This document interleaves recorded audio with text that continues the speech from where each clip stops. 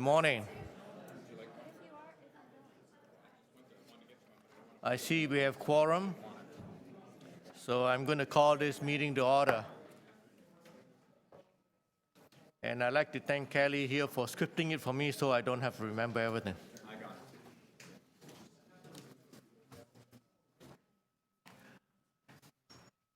We do have a heavy agenda today, so I think we should start off. So are there any declarations of interest? Seeing none, I will continue. I will now ask for a motion to confirm the minutes from June 26, 2015 minutes. Councillor Matlow, seconded by Councillor McMahon. All those in favor? Any opposed? Carried. We can now go through the items.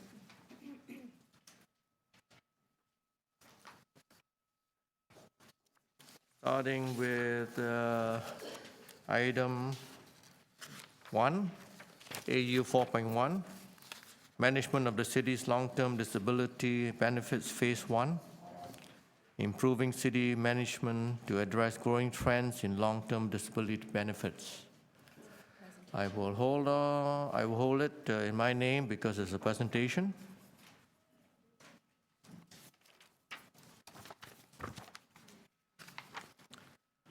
Item AU 4.2, Continuous Controls Monitoring Program, TTC, 12 months review of employee absenteeism, 2014.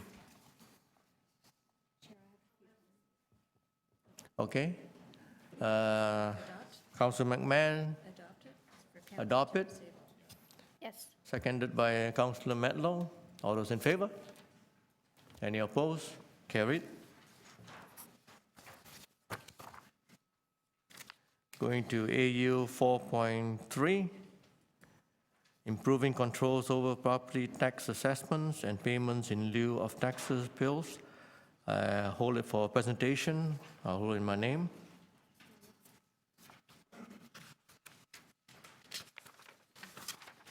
Next item, AU 4.4.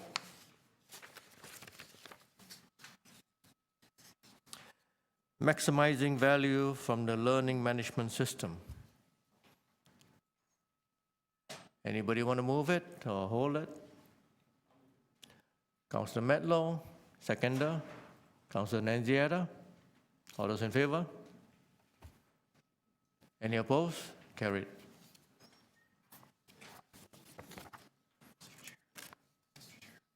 AU 4.5, Auditor General's Office, 2016 operating budget. Hold it for presentation.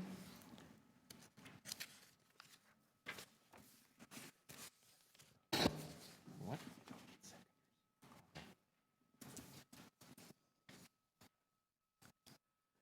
AU 4.6, 2016 audit work plan. I'll hold it for presentation. AU 4.7, Auditor General's Office, 2016 to 2025, capital budget and plan. Anybody holding it? No? Okay, Councillor Matlow moving it. All those in favor? Any opposed? Carried.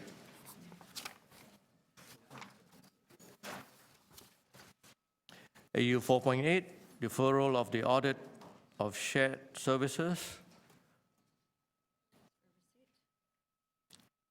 Somebody want to move receipt? Councillor Holliday, move receipt. All those in favor? Any opposed? Seeing none, carried. AU 4.9, results of the Auditor General's Office External Peer Review 2015. Anybody? Councillor Matlow, adopt. Councillor Holliday then, adopt. All those in favor? Any opposed? Everybody is up on their toes today, eh? Everyone's get going. Good. AU 4.10, response to committee's request for information related to item AU 3.2F, Toronto Parking Authority 2014 financial statements. And Councillor Metlow moving adoption. All those in favor? Any opposed? Seeing none, carried. AU 4.12, 11, sorry. I missed 11. Where is it? Okay. AU 4.11, Toronto Parking Authority, Phase 1 Audit of Real Estate Activities. Does anybody want to move adoption or?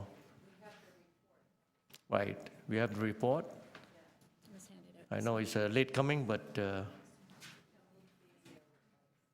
shall we hold it and until and move it later? Okay, I'll hold it then. Yeah.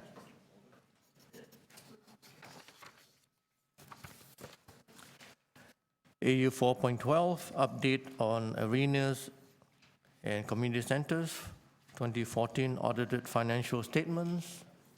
Move adoption.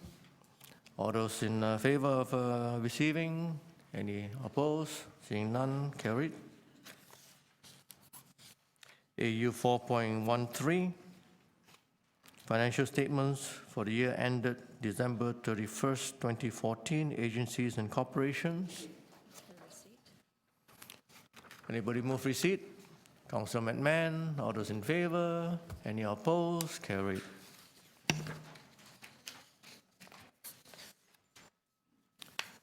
AU 4.14, 2014 audited financial statements of business improvement areas, report 2. Anybody want to read receipt? Councillor Nanziera, adoption. All those in favor? Any opposed? Carried. AU 4.15, City of Toronto audit plan for the year ending December 31st, 2015. All those in favor of adoption?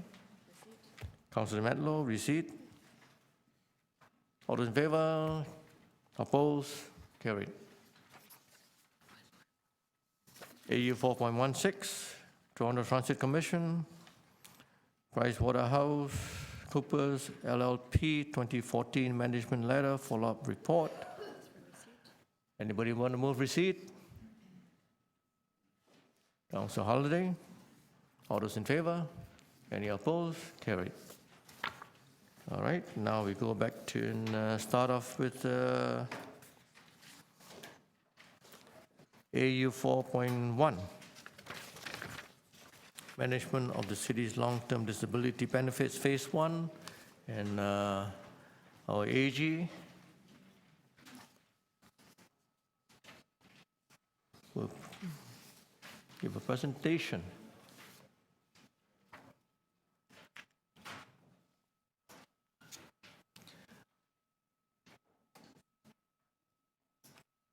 Thank you.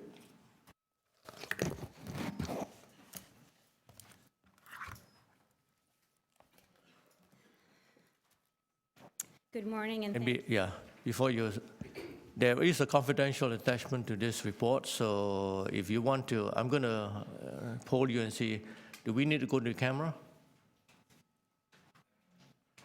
Not for you? Okay, we'll decide that after we go through the presentation then. Thank you. good morning, and thank you, Mr. Chair, and good morning, board members. This is the audit of the long-term disability benefits for the city. I'd like to welcome, first of all, Jane Ying. Jane was a senior manager on this audit. The audit director was Alan Ash. The two team members were Angela Raflavovich and Melissa Clapperton. And Melissa is formerly a nurse, so we had a level of expertise on the team. I'd also like to thank the city staff who participated in this audit and worked very hard with us to be able to complete this work. So I'm just trying to see how this moves to the next slide. It's changing on my screen, but not up at the...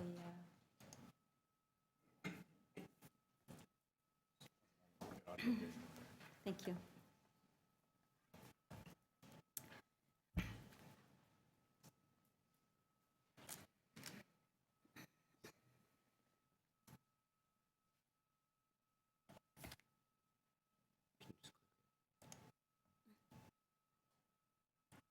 There we go.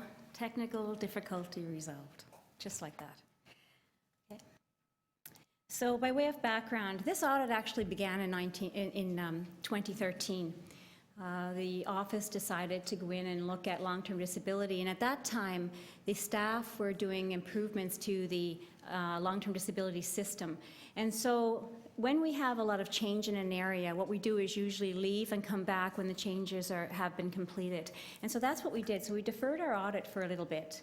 And then when I took this mandate on in December and I prepared my plan for February, I included the long-term disability audit. And the reason I included it is because the request for proposal for a new contract is set to go out this fall, and I wanted to be sure that the city had any information it required to be able to make contract improvements if it needed to happen.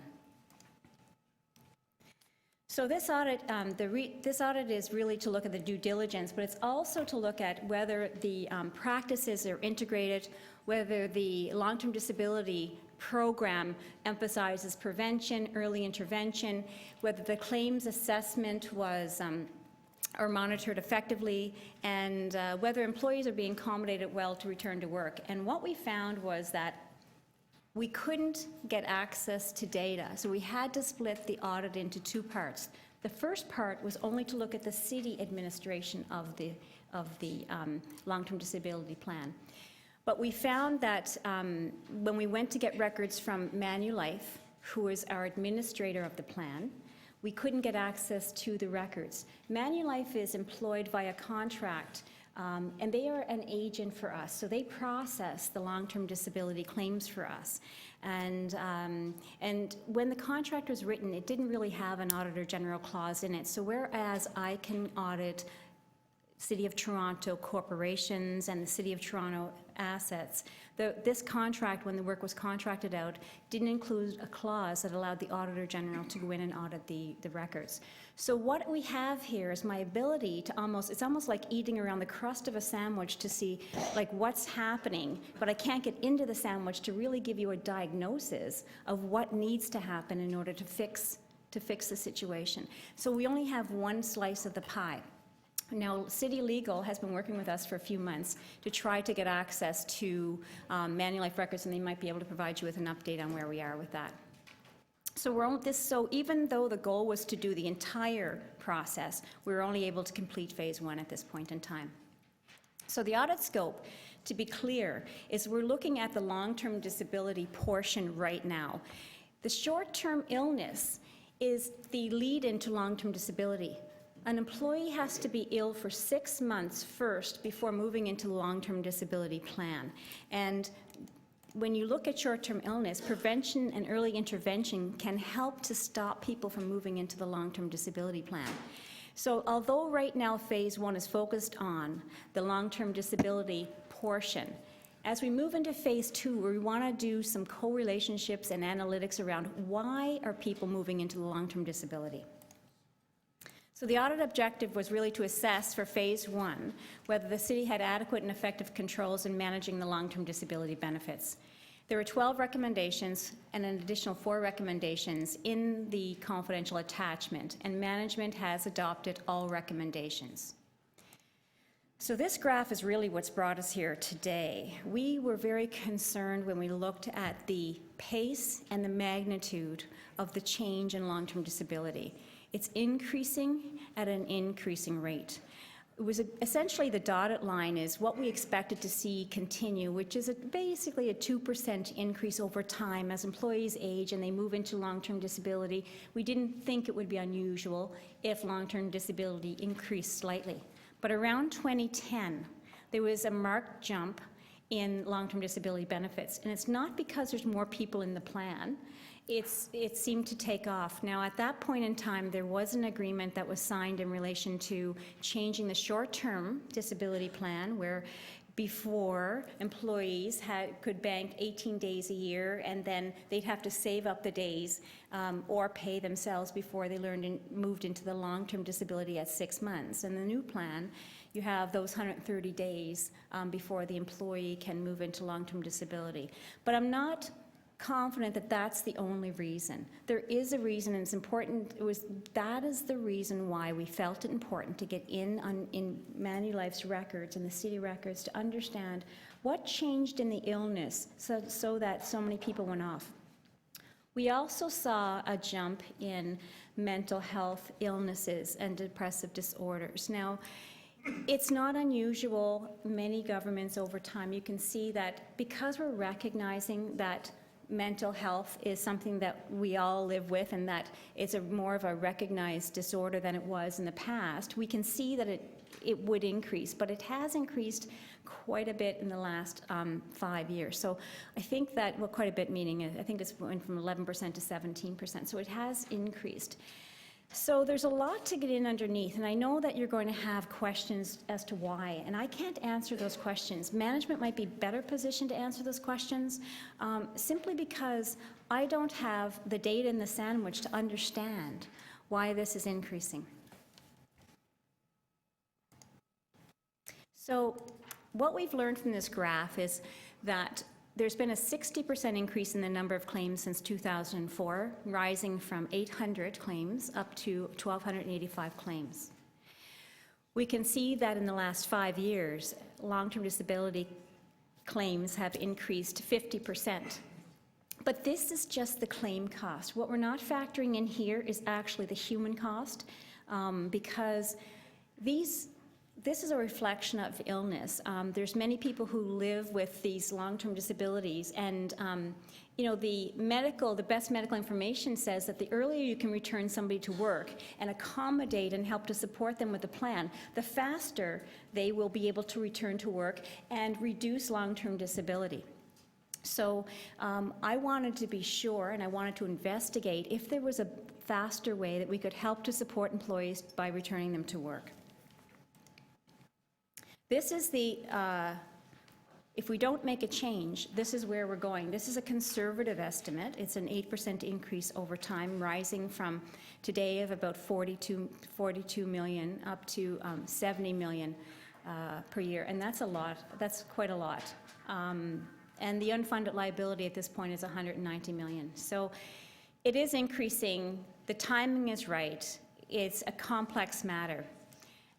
Speaking of it being a complex matter, we have a number of players in the long-term disability benefits administration. It's a complex matter and it's an important matter. Every person who is on long-term disability, it impacts their family, it impacts their health, it impacts their income, it impacts services to citizens, it impacts the office. So we have to address it. So the Manulife is the claims administrator, and they get paid 3.3% per claim processed. We have physicians who attend to the employee. We have city administrator who pays Manulife's bills. That would be the PPEB section, the pension, payroll, and employee benefits section. Human resources, it's critical for human resources because they are involved with the front-end prevention and intervention, and we have nurses to help with the return to work in the human resource section. And then we have the city divisions, and they're impacted in accommodating employees as they move forward. So it is a complex matter, and it makes it even more challenging because we can't share information necessarily across the corporation because it deals with private matters. So the fortunate thing about audit is we can see end to end, and we can help to inform what should happen in order to rectify an issue. And that's why getting into to see the records at Manulife is significantly important. You know, the Canadian Medical Association, the Ontario Medical Association, and the Mental Health Association are all on the same page in relation to the earlier somebody can return to their duties, the more support that they have, the better it is for them and for the plan. So we have to keep that in mind. So to qualify for long-term disability, we already discussed there's a short-term illness time period to qualify. You have to be off for 6 months to begin with. And then you move into the long-term disability section. And when you move into the long-term disability, the bar to return to work is you have to be able to perform the essential duties of your job.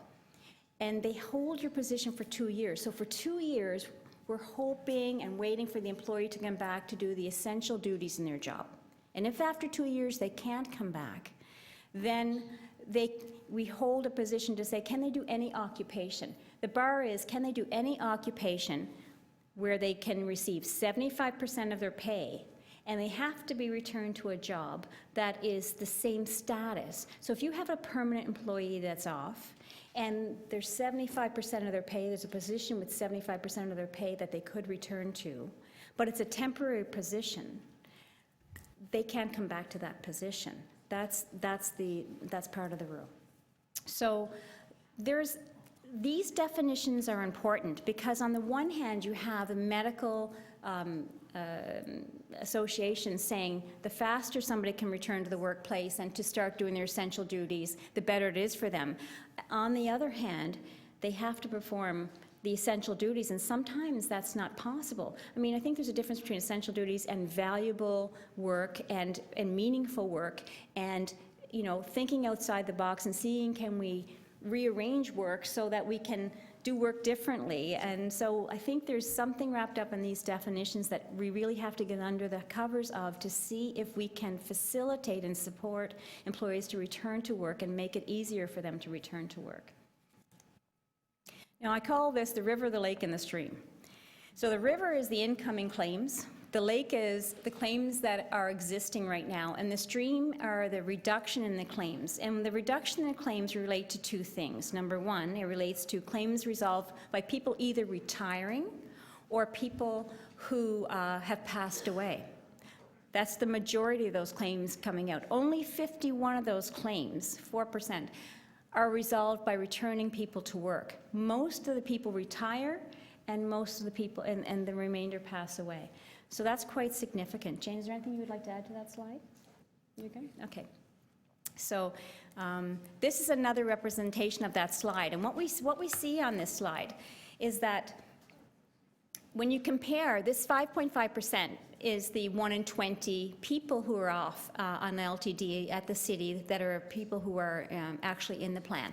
And what we see here is that TTC seems to be doing something that's different. When we compare the two plans, and we haven't fully audited TTC yet, we just use it as a comparator, we see that their rate of active claims is half of the city. The return to work rate is multiple times better than the city. We know that they manage their claims more actively, meaning that the management of the return to work is more active with TTC themselves than with Manulife. With the city, Manulife manages a lot more of the return to work, and with TTC, there seems to be more active ownership of the return to work. They also have signed their contracts. They also have no errors in their invoices, and all their invoices and statements are supported, and they have the supporting documentation. So there's a difference between the way the system is being administered at TTC, and it's seen in the administration, but it's also seen in the active management. And I think it's important to recognize the balance of where we can see lessons that could be learned. TPS, the Toronto Police Service, they have a lower rate also, but you can't always compare apples to apples.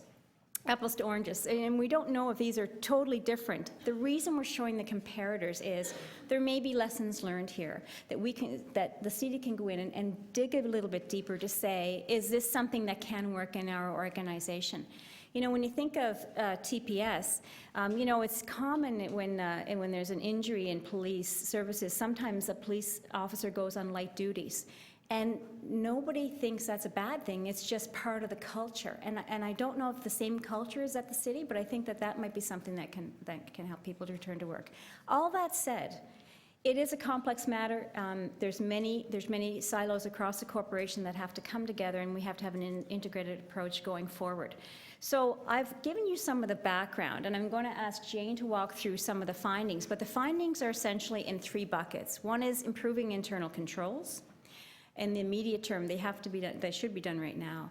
The short term, the contract improvements, we've identified some in our report. I have some other ones to identify to the contract team as they move forward with a request for proposal going out in the fall, so that the contract can be tightened a bit. But the contract is really going to depend on how we move forward with the plan, because we designed the contract around where the plan is going to go.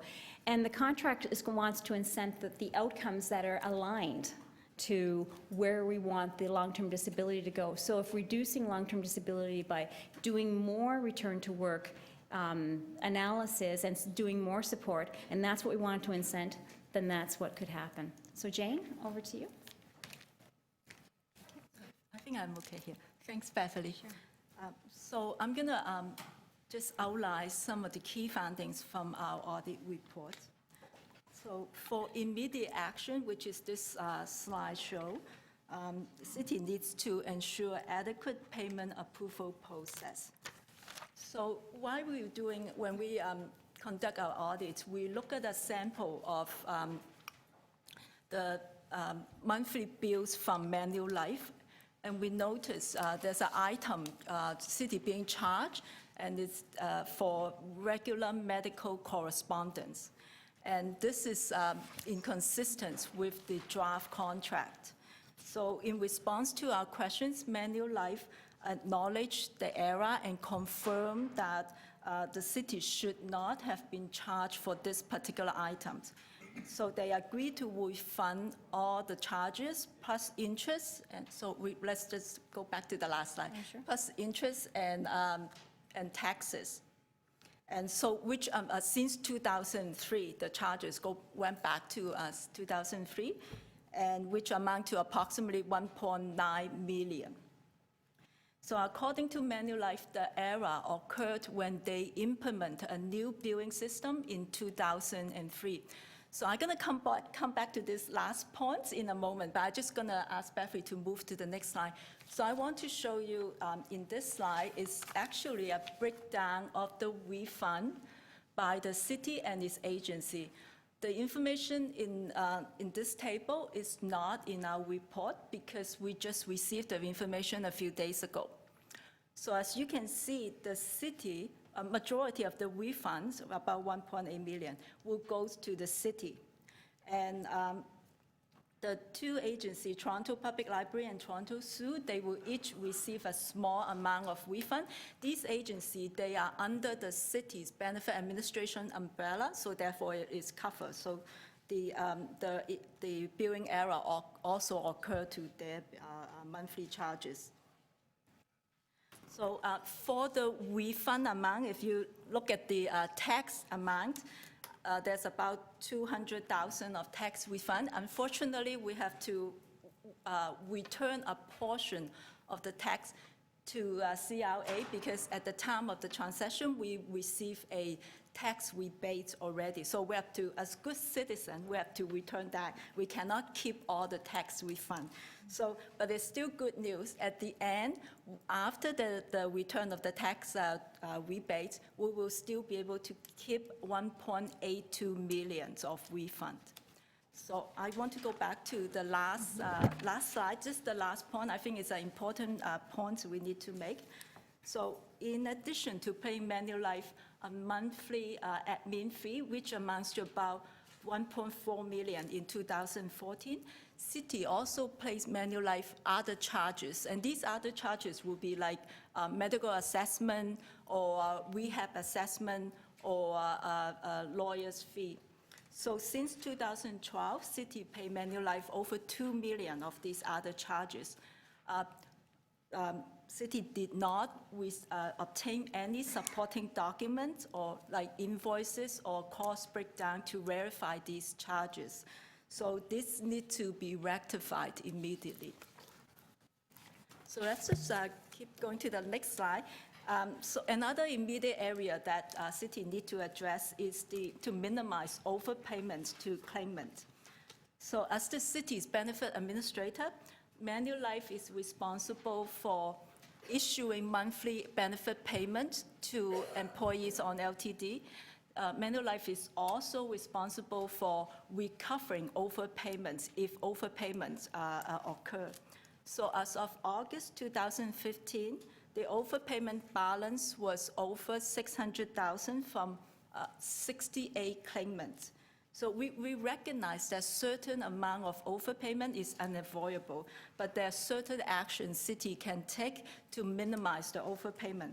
So in our audit, we identified 3 deceased employees continued to receive benefit payments because city staff did not notify Manulife of the employee change status. We understand since then staff have already improved their internal process to make sure this will not occur again.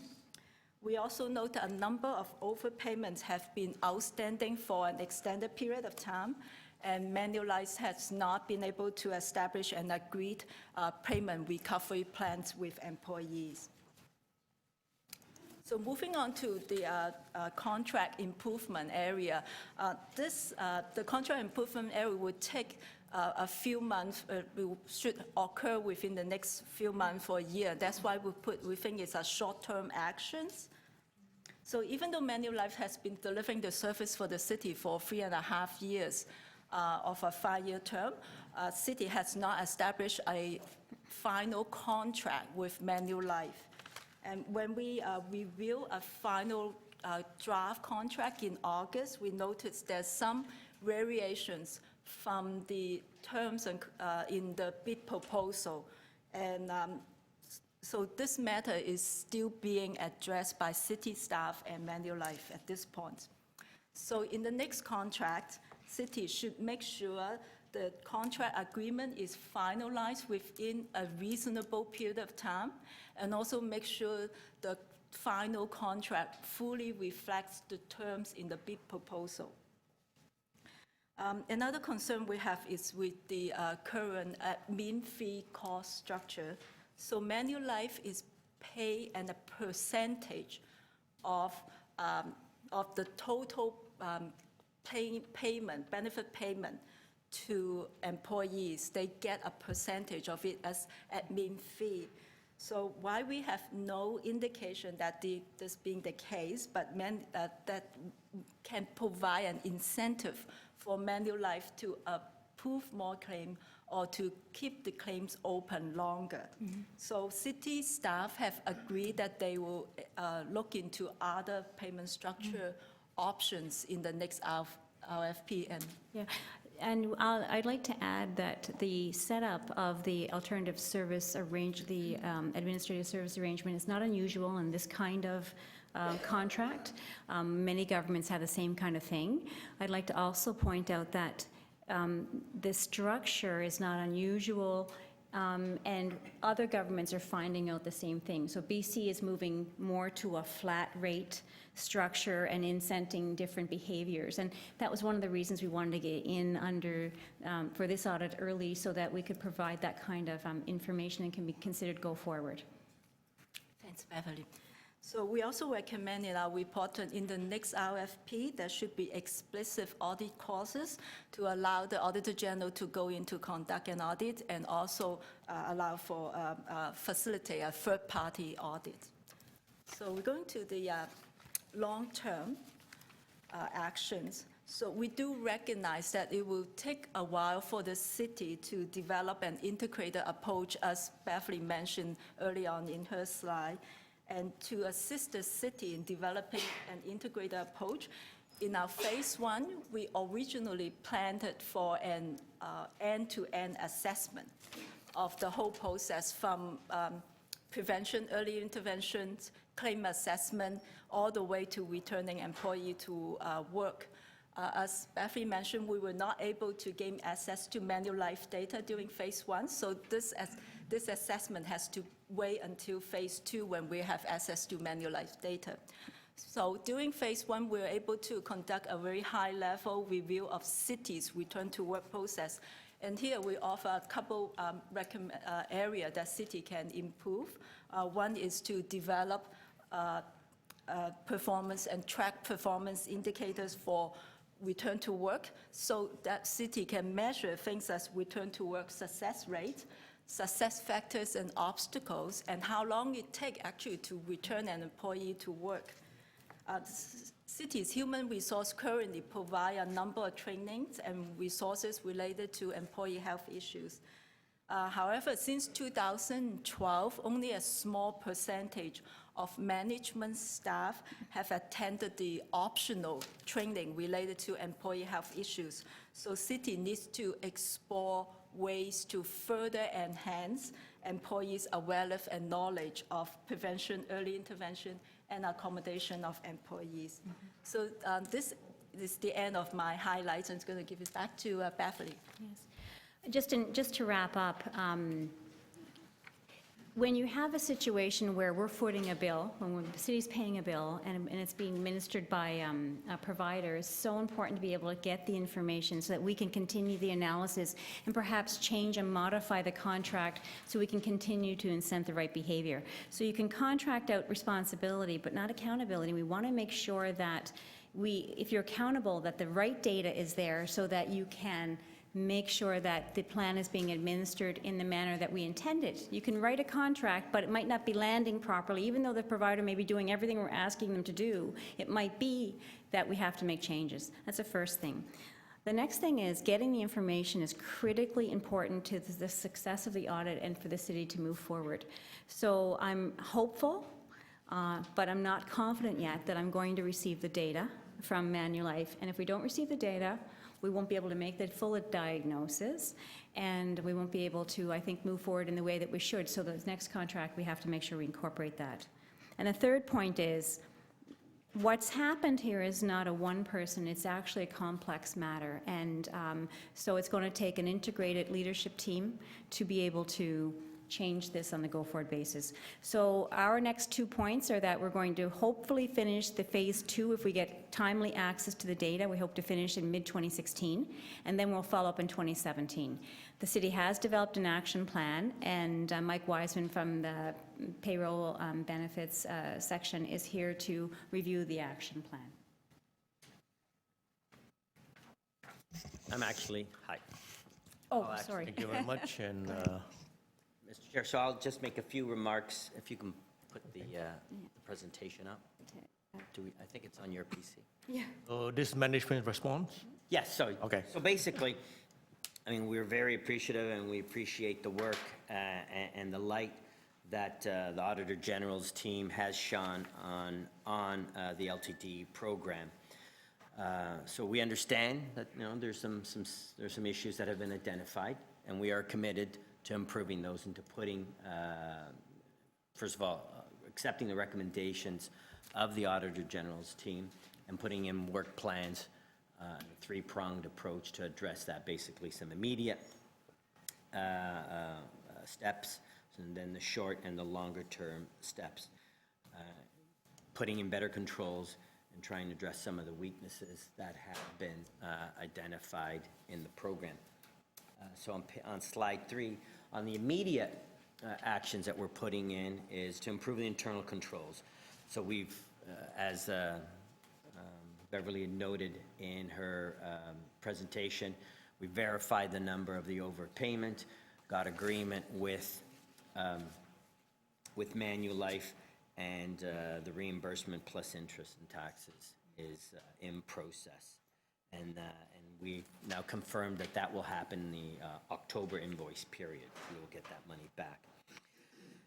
We're also working with Manulife to improving the level of information that's detailed on the invoices so we can better verify those charges as pointed out in the Auditor General's audit, and then also improving the communication to try to get faster communications when people have come back from return to work or have no longer with the city, so that we can minimize the amount of overpayments in the system. So those are some of the immediate action plans that we put into place. On the next slide, some of the shorter-term improvements really deal with contract improvement. As the Auditor General has identified, we're very close to finalizing the agreement. There are a couple issues still remaining on the Manulife agreement. We hope to work through those together with ourselves, the Auditor General's office, and Manulife. We're working on an RFP. The Manulife contract right now, it expires in December 31st of 2016.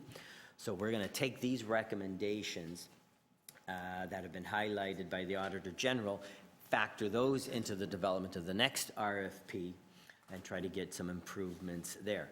In particular, the thing about the recommendation about pricing. So we have an ASO contract, administrative services only, which is a percentage. So we're going to look at additional pricing options such as perhaps a flat fee or blended fee, where you have part of the fee is flat, part of the fee is based on a percentage of the claims, to see if we can do that.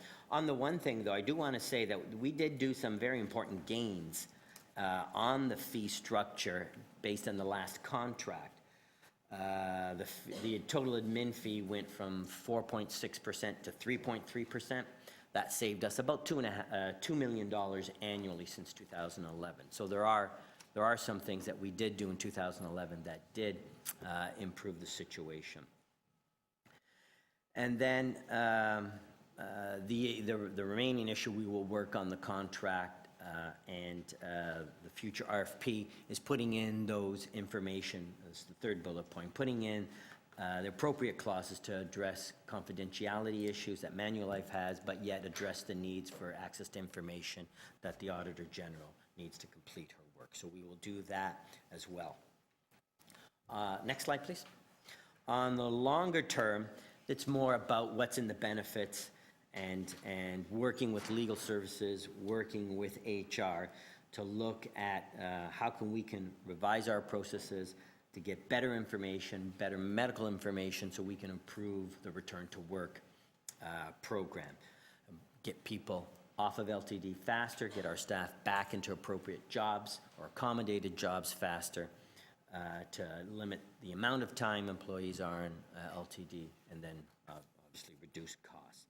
So we're going to look at also some procedures to assist the divisions and to dealing with their return to work staff and the staff that are on LTD, to give them more information on how they can accommodate employees and get employees back to the workforce and productive again faster.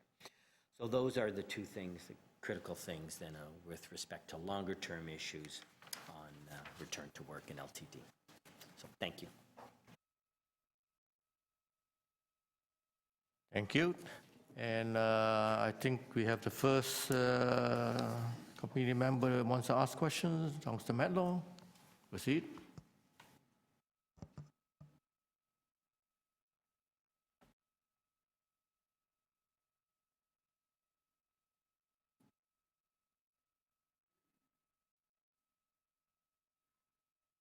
Thank you, Mr. Chair. And thank you for your presentation and for recommendations that I believe hit the nail on the head, as far as better assessing what needs to be done, but also making some clear requests of city staff. I'm confused about a couple of things, and perhaps it's the very same reason why you're confused about a few things too. So my understanding from what you've told me is that Manulife assesses the claimants and assures that they're paid, but they get a 3.3% of every claim. So in other words, the more money to the claimant, the more money Manulife gets. That is correct. So in reality, there's an incentive for Manulife to approve these claims, isn't there? They get more money every time they do. Through you, Mr. Chair, that is the structure of the current contract, and that was one of our findings, yes. So to city staff, through the city manager, why was this contract ever set up this way? It just seems intuitively wrong.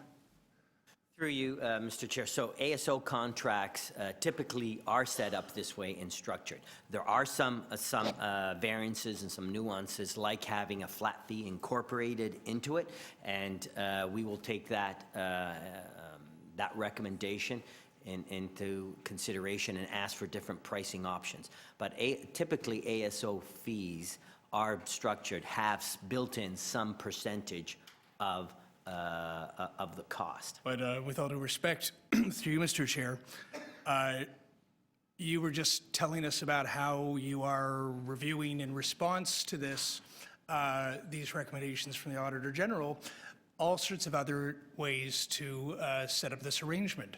So if this is normal and typical in the way it's always done, why all of a sudden are you interested in reforming the ways that it's done if it's always done this way?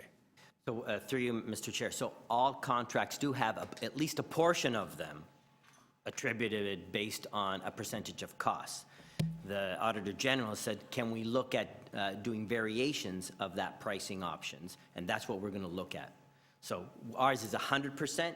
Can we negotiate something different? So maybe So by saying that, lower are you fee- recognizing that this is actually not a very good way to put this arrangement together?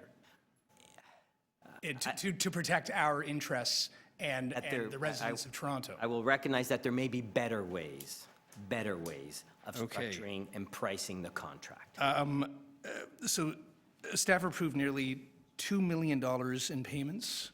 And were these ancillary benefits? No, these were, through you, Mr. Chair, these were in statements that were approved, and there was a charge for other supporting medical documentation that was. That's what I mean by other, like lawyers' fees, stuff like that. Yeah. But there was no like validating documents. No, it was a billing error. No. Oh, Talking about the other charge. Yeah, there's two for about $2 Talking million. about like the medical assessments. Yeah, yeah, there's two for, just for clarity, there's two charges. One was was a billing error of $1.9 million. Okay. The second was supporting documentation supporting charges where there's no supporting documentation to verify against the charge. Is it normal, like in the private sector, other businesses, for example, is it a normal practice to ask for some verification? Through you, Mr. Chair, as with any accounts payable function, it would be normal, and Manulife also administers the benefits for Toronto Transit, and their invoices are verified, and the same errors didn't happen. So then, through you, Mr. Chair, to the city manager, to staff, why did this happen? Through you, Mr. Chair, so this is a shortcoming in our oversight. We admit that. The program and the contract does have the ability for us to go in to audit those charges, and that audit and that verification process never occurred. That's a shortcoming, and that's something that we will fix. Thank you.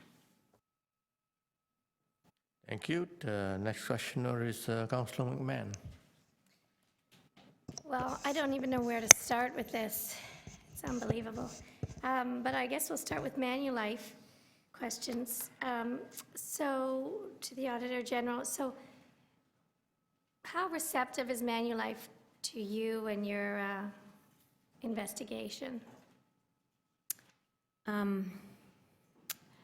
They were, I would allow us to come in to review records, but they wanted us to sign an agreement, and that agreement would have prevented me from being able to communicate back potential changes that were required, because it would have to talk about their process. So if there's something in their process, once we've understood what was happening with the claims, and we wanted them to do, for example, more work, it would have prevented me from being able to communicate that back. There was other provisions in the contract that, in the agreement that they asked, that it was just a draft, but that they had the opportunity to see and remove things from the report, that kind of thing. So it was unacceptable to me. I think they were trying, but I think if there's a will, there's a way. And I think that legal is really working hard to make sure that we can get access. At the end of the day, how cooperative they will be, we'll see. Because This is critical to what the analysis that has to happen. And it's important that we get access. By comparison, the agreement with TTC, their audit provisions and the way that they're written is actually, the design would have been the kind of work I would have done. So there's one RFP that went out, it was a joint RFP, and Manulife was a successful proponent. But the RFP had different clauses for TTC and different clauses for the city. And so the audit provisions are stronger in the TTC contract, the contract is signed, and the city didn't have those. So for the city's contract, by way of example, if we did receive access, all we would be able to do is say whether the claim amount was right or not. But if there was efficiencies that had to happen, or if there's ways that we needed to change the system in order to reduce LTD, we couldn't communicate that. With the TTC contract, there was more ability to look at the system. So the TTC contract had the ability for an auditor to come in and do work, and they paid for that auditor. The city contract didn't have that. So there's lessons to be learned here, and to answer your question, we'll see how cooperative Manulife's going to be. Right now, I don't have access, and that should say it all. Okay, and so they have to pay us the 1.9 or so million, close to 2 million. They've paid us 600,000, is it, so far? And when are they repaying the rest? And why didn't they just pay us in one fell swoop? What's going on? I'll turn it over to management. Sorry, through you, Mr. Chair. Through you, Mr. Chair. So they paid us the amounts under the current contract, and then because this thing, the overpayment did stretch back to 2003, they were still going through their own internal verification processes. Since the report has been completed, we've now finalized that, and they have verified the charges, and as I said, we expect payment this month. This month. Okay, and the other 2 million that lacked verification or invoices, why did we pay that if we didn't have? Through you, Mr. Chair, as I said, under the contract, we always had the option to get more information and to go in and to actually verify and audit those charges. We just never had. That is a shortcoming, as I addressed in Councillor Matlow's question, and that is something, it's a shortcoming. I'm going to put up my hand, we're going to say mea culpa, and we're going to fix it. Okay, and this is about the return to work, our return to work policy. So I'm not sure if that's AG or not. So we have nurses that are helping people return to work. Who is actually assessing the people on LTD and whether they can come back to work and how quickly they can? Through the chair, Alison Anderson, Director of Occupational Health and Safety. So Manulife is the one monitoring all the medical information that comes in. They identify when there's a potential readiness to return to work. They give us that heads up with a little notice that they're verifying it, they're reviewing the treatment, they're looking at whatever rehabilitation is happening. And then when they feel that there's opportunity, they contact our employee health nurses and the process starts. They provide us functional information. If the employee is signed a consent, we get additional medical information. And we begin the process of identifying their restrictions, and then we start working with their home division to manage the return to work. So for instance, I think as the auditor reported in 2014, there were about 72 where the Manulife identified that there was potential for a return to work. And of that, we were able to get 51 of them back to work. The other ones would have stayed on benefits. And what exactly how do you define potential readiness? Is that physically, mentally, or you really want to, or versus you don't want to? Like do we have a concrete definition of potential readiness, or does it? It has to do with their ability to be in the workplace, and it depends on the illness. If they were off for cancer and they finished their 2 years of treatment and they were still not completely strong enough yet, but they're identifying there's potential, so then we would start working with them to see when their readiness was. Maybe they can only come back 2 or 3 days of work and build up. If they were off on a mental health issue, then it is their cognitive functioning that's being evaluated. And Manulife is identifying for us what the restrictions are, and we're looking at it more closely, or sorry, they're telling us what their functional level is, and we're looking at how those restrictions can be accommodated in the workplace in working with the division to return them to the workplace. I could interrupt. I think you used the first round. I'm going to allow second round. Okay. So let's go on to Councillor Holiday. We could Thank you, Chair.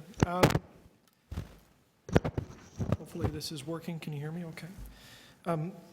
I gather from the discussion that Manulife's privacy concerns are more towards commercial sensitivity rather than employee or case file privacy concerns, hence their requirement for you to sign an agreement. Yeah, through you, Mr. Chair. There is a little bit of both. Okay. I would say, though, that we were informed verbally, and was it verbally or via email? Verbally, that even though because I have been trying to work to get as much information and really try to narrow down without accessing their systems. For example, I said, let's take out the names. Let's take out me accessing systems, and let's just actually get the file, the data, flat file, just so I can see what's happening in the system. And we were informed verbally that this really has to do with their IP, how their processes operate, and that I might comment on that. And I'm thinking, but that's what we need to comment to figure out what's going on and why is this potential happening. So it's a bit of both, but certainly they're concerned about their So beyond the IP, though, do they have a pecuniary interest in not allowing you to have a look at the details of the cases? And I'm referring back over to the structure of the agreement. So if you were to find there were issues, the total dollar value could shrink, and therefore their fees become less. Through you, Mr. Chair, I'll refer that over to legal services. I'm not sure that staff honestly could answer that question. I mean, you seem to be asking, do they have a motive for not allowing access? I don't think any of us could answer that. I mean, it seems to me that the confidentiality issue, it's really a carryover from the previous agreement that we had with Manulife. I think there was a basic misunderstanding that if it hasn't been corrected, is going to be corrected as to what the Auditor General's role is within the corporation and statutorily, because I don't think they really understand that. And I think the process that they assumed we were using was retaining an outside auditor like a KPMG or a Deloitte, where both the city and Manulife would have concerns that that entity understood the confidentiality and the sensitivity of the information they were being provided with. If we cannot reach an agreement with them, and given the possibility that there is a pecuniary interest, because we don't know, is that grounds enough for us to end our relationship with them forthwith and go to a new RFP? And the second half of that is, given all of the concerns that we've got with information sharing, access to medical records, privacy, agreements, can we actually go to a different provider? Or are we between a rock and a hard place because they hold all the information, and then we would be starting from square one once again with the 1,200 cases and a new provider having to figure their way through all this? Through you, Mr. Chair, I'll try to answer that and then over to legal services. But my feeling on this is that if we design the contract to incent the right behavior of outcomes, Manulife is going to want to live up to that. There's not a lot of providers that do this. There's maybe Great West Life, Sun Life. In relation to the pecuniary interest, I'm most interested in fixing the system, identify where the system needs to be fixed, and even if there is an interest, I think reporting in camera and really focusing on fixing the problem is where the efforts should go. So that's just my view, but I'll send it over to legal services in relation to, whether. Yeah, I mean, I think the Auditor General has put it fairly eloquently there. I think we're focusing on the solution right now. Correct. And those discussions are by no means over at this point. We actually need to sit down with them and have serious discussion. And just through you, Mr. Chair, just one more point. It may help to Manulife to be a better provider go forward, because I think what we're struggling with in BC, they're trying to change their contract because we're seeing they're seeing an increase also, and they want to get a flat fee. So I think at the end of the day, having insight into what's happening, setting up the contract for success, if the Manulife is successful, the city is successful, making sure that we don't abdicate responsibility, but really just take that responsibility of oversight. I think all the players, and especially the city, will be successful. We're just shining a light at this point in time. Okay, if I may. If I may, just shed a bit more, just to put that into context, because you are talking about the performance of the contract. As I said before, on the admin fee alone under this contract, we saved about $2 million. There are other savings that we had. But we did some pretty significant restructuring of this contract in the last benefit period. We've saved about $50 million, about $10 million a year under the new contract versus the old contract. Yes, after the audit, there are some warts on it, and we're going to make it better. But overall, I mean, we don't lose sight of the prize, the big picture. That we did save about $10 million a year under this one. Thank you. Then that's the end of your first round. Councillor Nanziata. Yeah. Boy, this is very disturbing, really. I think I want to go on camera to let off some steam here. But, you know, we can blame Manulife, but the city, we've made mistakes. It's obvious since 2003, and I understand the staff comment why this happened, that we've been paying an incorrect charge since 2003. But nobody at the city reviewed, or nobody was reviewing this. And as far as the overpayment, we didn't notify Manulife of employee change status, and we didn't review any of the claims. That's something that the city did. That was our responsibility. But my question is you mentioned during your presentation that the city did not notify Manulife of employee change status. So does that mean that the employee was getting paid by Manulife and getting paid by the city? No. So were they getting, okay, so is that because if we didn't notify Manulife, they were back at work receiving city pay and then being reimbursed by Manulife, so they were double dipping? That's not the case. That's not the case. Okay, so explain then what happened if we didn't inform Manulife of the status, change of status.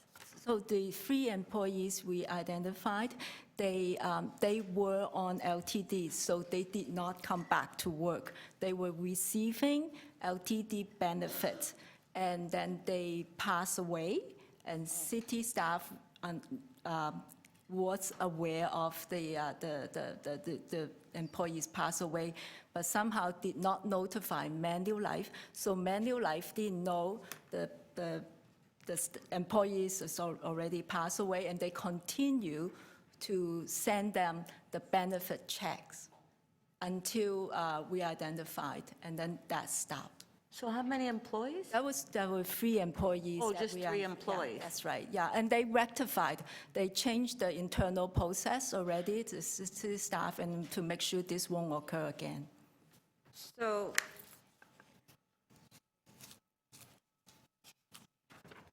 when we were receiving payments from Manulife, the city did not verify any of the payments? We just paid whatever they asked for? Nobody verified any of the payments? Like, I don't understand why we were paying. We overpaid. Nobody was reviewing the payments. When you get an invoice, you verify the invoice is correct. You don't pay it. Through you, Mr. Chair. So we did review the invoices. There was some structural charges that we used to pay for under the old contract that we no longer paid in the new contract. And those, I'll call them those additional administrative charges, it wasn't picked up in their system that they changed. Was that an oversight? Absolutely. It was missed by Manulife, and it was missed by our staff as well, because of the terms of the contract had changed. So we have now put in a process in place to catch that and to review that. So it was an oversight. The only way we know about it is because we've done an audit. So if we didn't do an audit, this would have continued. Yes, it was a system change that caused the error. So you mentioned that we try to get employees back to work. So what do we do with the employees that have doctor's notes and that do not want to come back to work and they continue getting doctor's notes?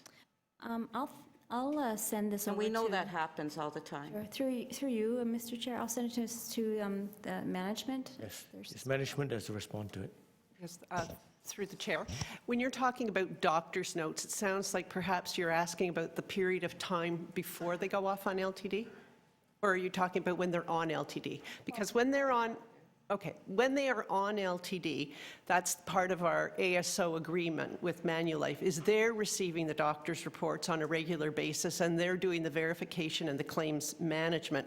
So the return to work is triggered by when Manulife receives information from the treating physician, and they might do an independent medical exam as well to do a further evaluation. But when Manulife makes the call that the individual has some potential for readiness to return to work is when they contact employee health, and that's when we look at the restrictions and their functions and start working with the division to work out a return to work plan. What about before? Now before, so We that, get the doctor's note. correct. And they're not reviewed. So under the different collective agreements, there's certain amounts of information we receive on doctor's notes. They go to city divisions, supervisors, and managers in charge of that. The oversight for that first 6 months is through the city's attendance management program. If the employee's level of absenteeism is over the standard for their division, so let's say it's 8 days a year and they go to 9, then the division meets with the employee and makes referrals to employee health and rehabilitation or to our employee assistance program. That's when we get involved with the employee, meet with them, ask to get information additionally from their doctor, review treatment plans, maybe refer them to our occupational health physician or our occupational contract psychiatrist. That's when we get involved in terms of the first 6 months for early intervention and try to improve their ability to attend better in the workplace and not get through that, not progressively get worse in their illness to get to LTD. Now, there are some cases, it doesn't matter what we do, if somebody's got a degenerative illness, they're going to keep, unfortunately, getting worse and end up on LTD. But if it's something where perhaps their treatment wasn't good enough and we can do an independent medical exam or do additional follow-up, we can help get them attending more regularly in the workplace if we can impact their health. What, I don't know if we have to go on camera and ask these questions, no? So what about, okay, I don't know, I don't think this is an in-camera question. Huh? That's the end of the first round. We end the second round, so I'll go second round now. Yeah, okay. Second round question, Councillor Matlow. Well, I think Councillor Nunziata and I are interested in some of the same questions, and perhaps we should go into private for some of those matters. But in general, I heard staff's response before, and I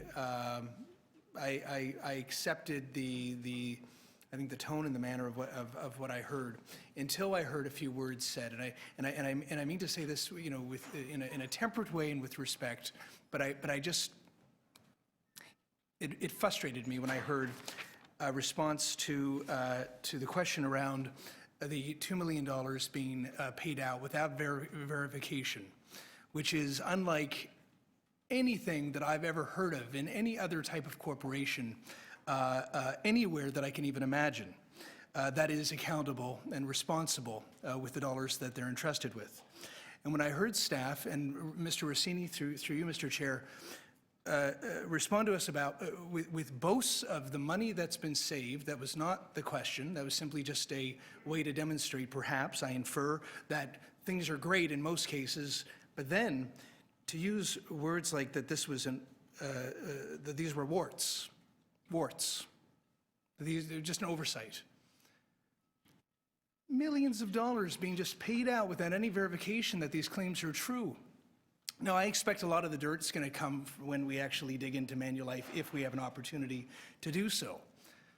But my question is, when we screw up, when there is not just a wart in the process, when there is a failure, what is the accountability? Who pays the price other than the taxpayer? What happens?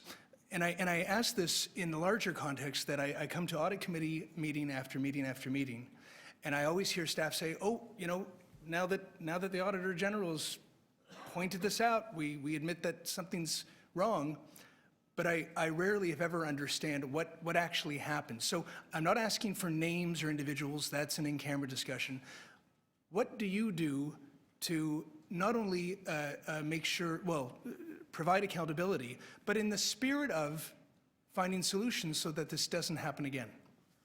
Absolutely. So through you, Mr. Chair, so we are sitting down with the team to review our processes, both in terms of what the process is and how people are functioning in those processes, to ensure that we correct these things so they don't happen again.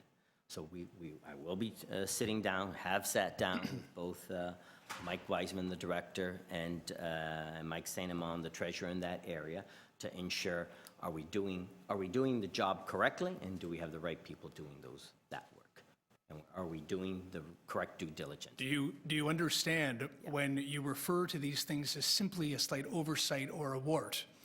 It doesn't garner much confidence. So through you, perhaps that was a not right word. My comment on the savings is that there were some real savings put into the contract, so it's not all doom and gloom. And I think I just wanted to put that out on the record. In terms of the processes, the Auditor General has shone a light that we have some weaknesses, so it is our job collectively to make sure that those things are corrected. I take those very seriously because they are the taxpayers' money. I want to give you that 100% assurance that we will fix this. We will put in the correct processes in place and the correct people in place to do those jobs. Last question to you. So 1 in 20, 5% of our employees are off on sick leave. That's right. Of the people who are eligible for a long-term disability, 1 in 20 are off on long. How does that compare to other municipalities or private sector companies? We've provided a comparison chart in the confidential attachment, I believe. Yeah, so But I'd like you to say, we're here. there's work to do. There's no doubt there's work to do. I think we've identified the problem, and I entrust the city manager is going to rectify that. Thank you. If I may step in and Councillor, acknowledge very specifically your concern and your point, and that this is a very challenging audit. It's a very good audit. It's an audit that points to both administrative shortcomings with material financial consequences, and it points to policy issues, both of which need to be addressed. They both have deep roots. The overpayment stretches back, as you heard, to 2003, relates also to a contract change and a contract rollover. There are accountability measures and there are teachable moments, profoundly important teachable moments associated with this contract and with the Auditor General's extremely helpful findings. We do not intend to miss those teachable moments. I appreciate that. Thank you. Thank you very much, City Manager. Does anybody want second round? Yes, Dr. McMahon. Thank you. So I left off at returning to work. And so how well is that tracked right now? Through the chair. We are able to identify where there have been challenges or barriers, but we don't have a system in place to outlined the performance measures as benchmarks, and that was one of the recommendations. We have a new web-based integrated disability management system that we've been putting in place over the last few years, and on the schedule for 2016 is to have it also address the non-occupational injuries.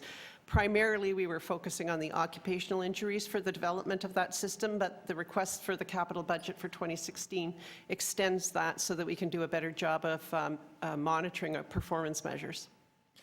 So, and you were mentioning before that Manulife, it's Manulife who determines the potential readiness.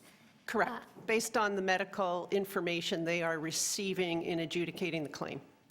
So, but we don't, do we have any way of helping to determine that? The city, I mean, helping them because? No, we don't have the medical information. Our role begins when they identify potential readiness for work.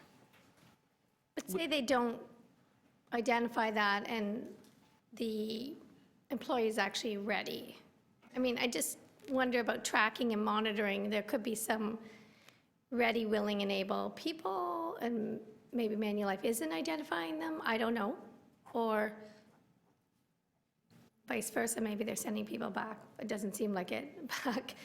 I'm just wondering if the police and TTC have a better system. Do they have someone there who's monitoring and tracking it versus us? So TTC can potentially speak to this, but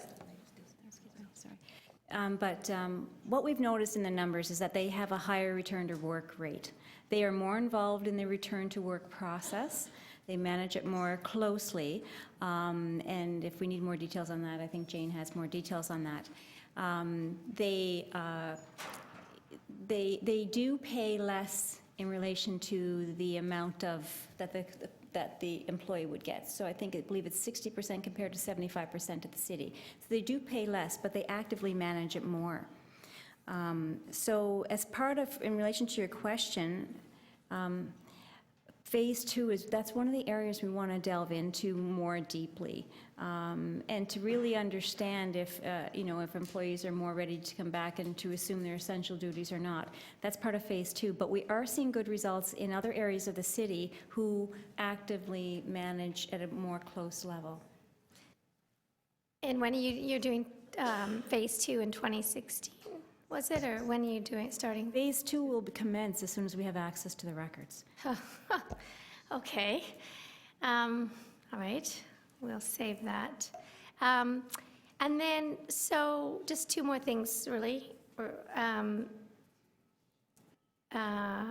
So for preventative measures, I guess, if you want to end this problem altogether or reduce it, what can we do, and what are we doing, or what should we be doing to have some better preventative measures so that the employees, some employees, if you're really sick, absolutely you need to be on LTD, especially, cancer, things like that. But maybe what are we doing preventatively, I guess, to help people not go on LTD? I'll turn that over through you, Mr. Chair. Through the chair. A couple initiatives. You've seen in the information that a large part of the spike is an increase in mental health claims. So a year ago, we launched a mental health strategy for the city. We developed it with our union groups and city divisions. So the city now has a policy on a mental health strategy. And the first part of that was education, communication. So this May, we launched our website. It has information for employees. It has information for supervisors. It has training built in to help identify where there's a individual just barely coping in the workplace with a mental health issue and providing some intervention and support. Our increase in referrals to employee health services just skyrocketed about 47% in the last few years because divisions are learning about this and they are intervening and they're referring to employee health and rehab. So it's the early intervention stage. So we have put most of our effort over the last 2 years on a mental health strategy in terms of earlier intervention. Okay, great. And my last question, and I didn't really hear if Councilor Nunziata had asked this, but the employees who passed away and they were still being paid LTD, how does that happen? Management.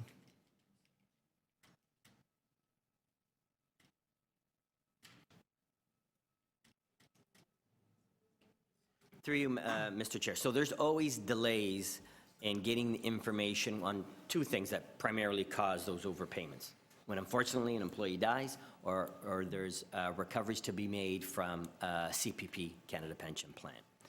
And as the Auditor General has pointed out, there is always, someone dies in the beginning of the month, the check has just been sent out at the end of the month. It takes time to get process all those death certificates and get that all that information. So there is always going to be some delays. What the Auditor General has found is that some of our delays are too long, so we've put into processes in place where we're going to improve and speed up the communication between us and Manulife to shorten that time and shorten those delays. So there will always be some churn, unfortunately, in these very tragic occurrences, but we're going to try to speed up the communication between us and Manulife. Okay. Thank you. And do you want a second round, Councillor Hardy? Go ahead. Looking at this, I see there's a section on concern over privacy and consent forms, chasing paper, signing things off, and then I flip over a few pages and then there's some discussion about overpayments because there's coordination issues between WSIB, CPP, the provider. I'm wondering, do we have less of an issue with privacy and consent forms and more of a general issue of information sharing? And do we have to attack the flaws of people, processes, technology, and service providers? Do we have to look bigger than just the recommendations that management search for solutions internally, or is this a big picture problem that maybe we have to tackle legislation, maybe we have to tackle agreements with these other organizations? Can you provide some comment on that? Through you, Mr. Chair, I'll give a little bit now, and then I'll turn it over to the city manager because it's really for him, but I think he and I are on the same page. It is a very complex matter. I think when, it's not only in relation to consent forms, there should be a consent form to be part of the plan and simply only have the information shared to the degree it needs to in order to administer the plan to make sure there's due diligence in there. But when you look at the definitions, the bar to return somebody to work is quite high. The amount that's paid is probably around the high end, and we are a supportive city. I mean, we really like to support our employees. At the same time, there's a multitude of factors that are very complex. Even within the system, the sharing of information, for example, if one of my employees is away ill, I really don't want to know what their illness is. I really don't. What I want to do is be a supportive person. I want to know what they can do. I'll change the work duties so that I can be supportive in the workplace. Perhaps how they do it, what they do, as long as it's meaningful work at their level. I'll do what I need to do. And I've phoned employment services probably every 3 or 4 months to find out if there's anything that I can do, because they may not understand my role. I'm a new AG. I have a new office set up. The duties can change, and I just wanted to be open for that. And they can't have that conversation, or there's medical information that prevents that discussion. And so somehow, in this complex system, we have to be able to have the conversation to support the employee to be able to come back to work for their dignity of wanting to be part of that workplace, to support the city. So it is a very complex problem. We've identified, I guess, just the platform to open the conversation. But there's a lot more thought leadership and that I know the city has that can come to the table now that we know this and we've shone a light that can bring this to a solution. And I'll forward it over to the city manager through the chair. I listened to the question, Councillor, and it is a very, very good one, and I want to break the answer down into 3 points. The first is our management, as city management, of the consent and other forms. So regardless of restrictive legislation, regardless of other issues, we have an opportunity, in fact, an obligation to ensure in our relationship with Manulife, in our relationship with our city employees, with the beneficiary recipients and all others, that we, under the current framework, get all of the consents, all of the required information absolutely correct. So that is something we will work on. We do not need external assistance for that. That is something that should have been done in the past, was not adequately done, will now be adequately done. The second issue is the internal processes around the sharing of information. If somebody passes away, that needs to be transmitted appropriately and quickly to our partners in Manulife, to any other group around the system. That, again, is not something with which we need outside assistance. That is within our capacity, our internal mechanics, and we are on that. The third part is the point you raised directly in your question, which is the broader issue.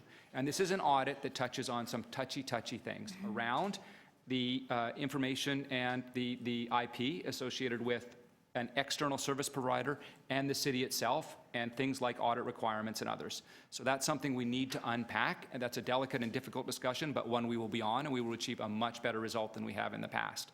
The second and big part of that is that we do need better information flows amongst all of the players in this. So that will include the WSIB, it will include Manulife, it will include the city, it will include others as well. Some of those may be legislative issues, and we may need to be back with a broader conversation with partners about that. So you are correct to raise the issue in the broader context, but there are certainly things that we can and need to do in advance of that discussion. Okay, very quickly, frontline managers and supervisors are about as close as, among their million other duties, to being the caseworker in this case. And they are armed with a ton of information at the outset of a case. Somebody is not, they're rarely just sick. There's usually sort of a pattern and a story. And they're also at the tail end of the process in facilitating the return to work. And talking about flexible arrangements and ways to accommodate and induce someone back, and have the strongest interest. They don't care about the corporate cost of that person being away. They just want their team member back. Are we confident that a toolkit is adequate to arm these people to maximize all of the input and responsibility that they have in managing these cases? Chair, City Management. I'll answer that.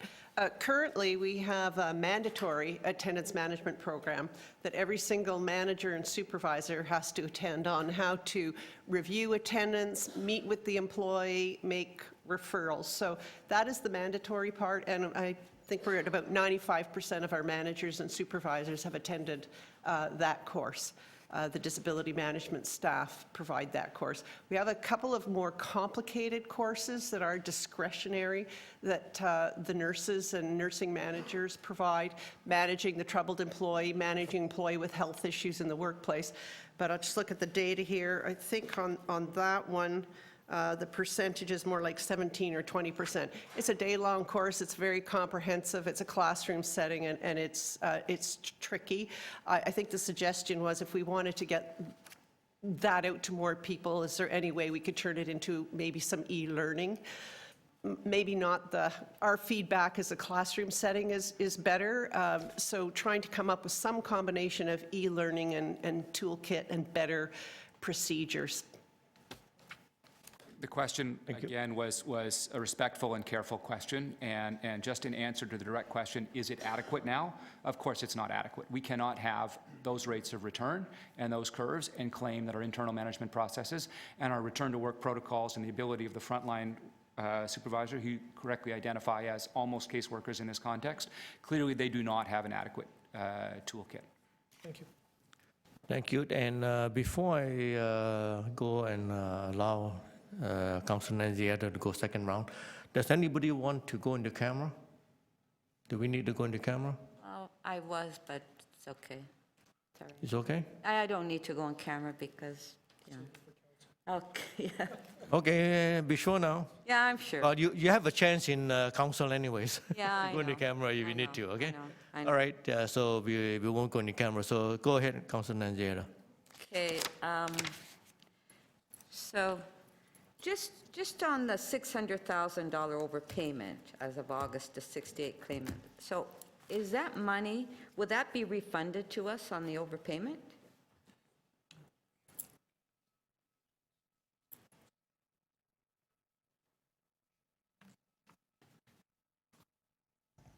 So through you, Mr. Chair, yes, we are actively working on recovering the 600,000. That amount does fluctuate every month.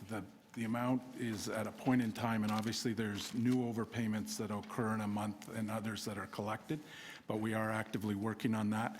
I will point out that 600,000 is something that's been occurring over a long period of time, and as the Auditor General has pointed out, we should also have a process in place to look at overpayments that are considered uncollectible and look at the appropriateness of writing off those overpayments. So we are currently doing that in terms of refining our recovery process, but we're also looking and working with legal to determine what amount of overpayments are long-standing, going back many years, will be uncollectible, and we will be going through the appropriate write-off process as recommended by the Auditor General.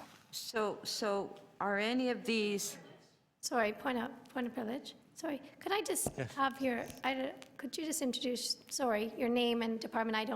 I'm sorry, Mike Wiseman, Director of Pension, Payroll, and Employee Benefits. okay, so the 68 claimant, are they employees that are still working for the city? Because if they are, why are we having difficulty in getting refunded? Again, they vary, but a lot of them are no longer working with the city. And in fact, in most cases, again, for the long-standing ones, it's LTD claims that have been closed, and we're not able to get the recovery from them. So But the ones if they're working- still working for the city, then Well, that should be easy. those are You recovered. just And take it from their pay. yes, we have to go through a process. Right. But ultimately, yes, those are recovered. And if they're still on an active LTD claim, then those also are recovered. It's the ones where the LTD claim is closed and they're no longer an employee of the city, become more of a challenge on the recovery process. If we were in the private sector, we would have collected that by now. The contract for Manulife, we signed the contract in 2011, right? It was, 2011? We awarded the contract 2010, right? 2010? And awarded in 11, sorry. So how long is the contract? 5 years. It's 5 years, so it When does it expire? terminates at December 31st, 2016, so the end So of this year. 2016, it expires. That's correct, and we are preparing now the RFP based on the input and with the things that we've now found out in the audit. We are taking all that into consideration in the preparation of a new RFP for the next 5-year period. Yeah. After this contract expires. So being that, being 2016, do you not think then the information that you're requesting from Manulife, that they would give you that information? Why would they keep that information from you? If they know that we're going through the contract? I'll turn that, reviewing the- It's hard to ask the Auditor General something that Manulife, opinion of Manulife, I don't know. Can anybody answer? Well, I guess no. I guess you can't answer that, right? right? Unless Manulife is here. On behalf of Manulife. I mean, they're using the contracts to say that I know, the okay. contract We'd be is not signed yet. speculating what- Yes. Yeah. All right. Okay, that's it. Thanks. Thank you very much. And actually, I haven't had a round of questions yet, so I'm going to take my turn now, all right?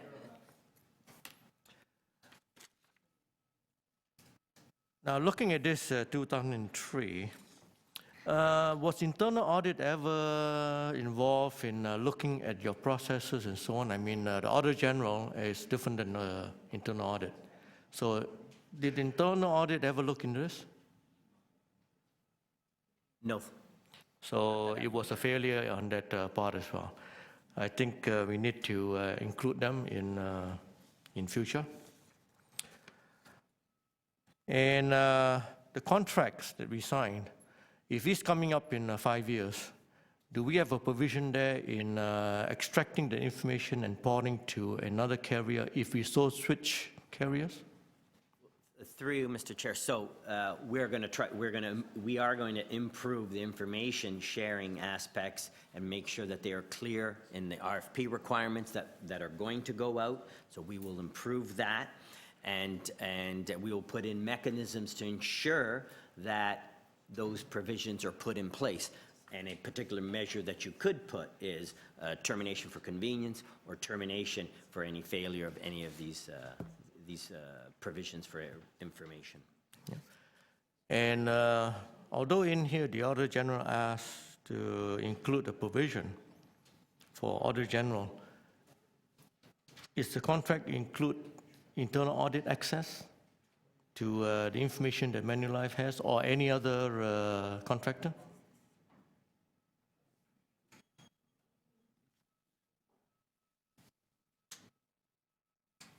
So there is no specific provision for internal audit.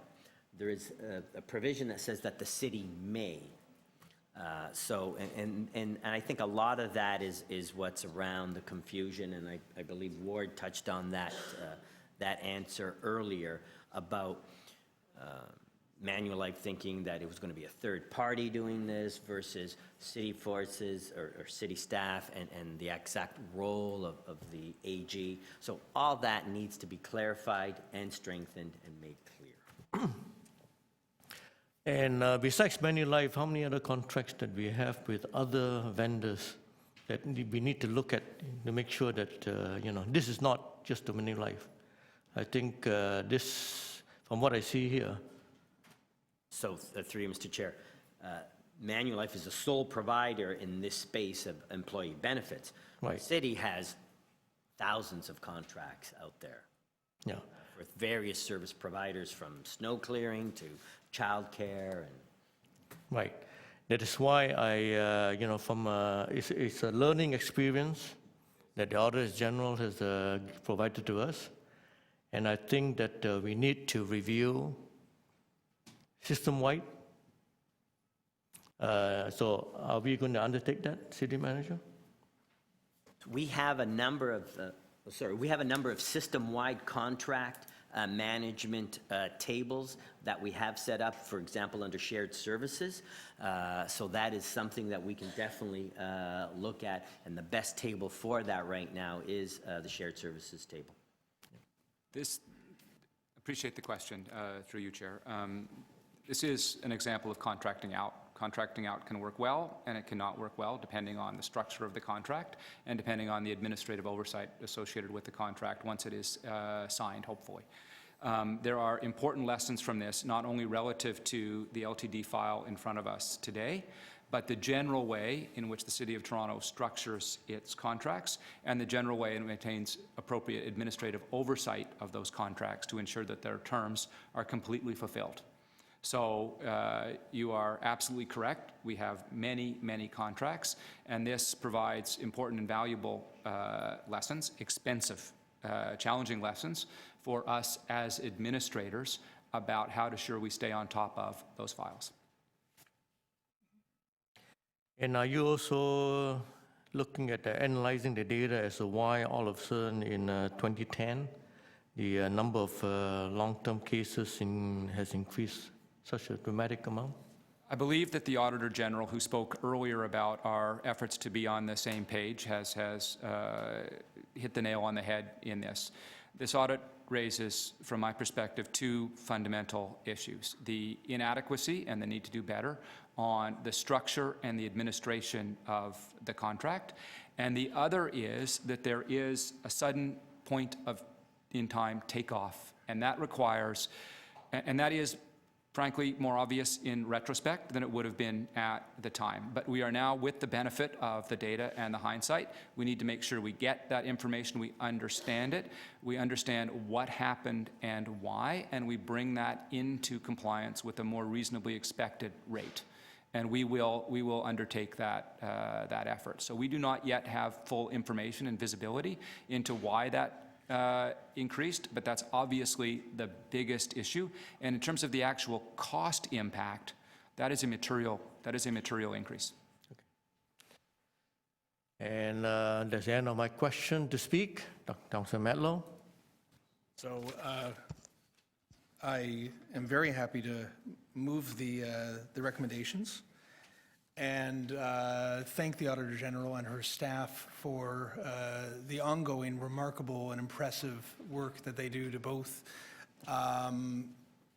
save residents' tax dollars, but most importantly, find solutions and reform our system, contribute to reforming our system so that we're providing better and more efficient service to the public.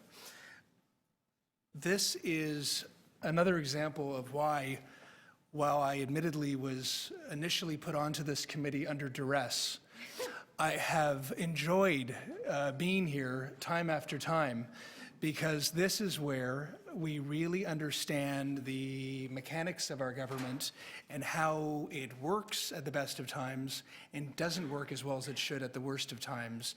And we discover together how we can make it even better. And this is a really good example of when this process works.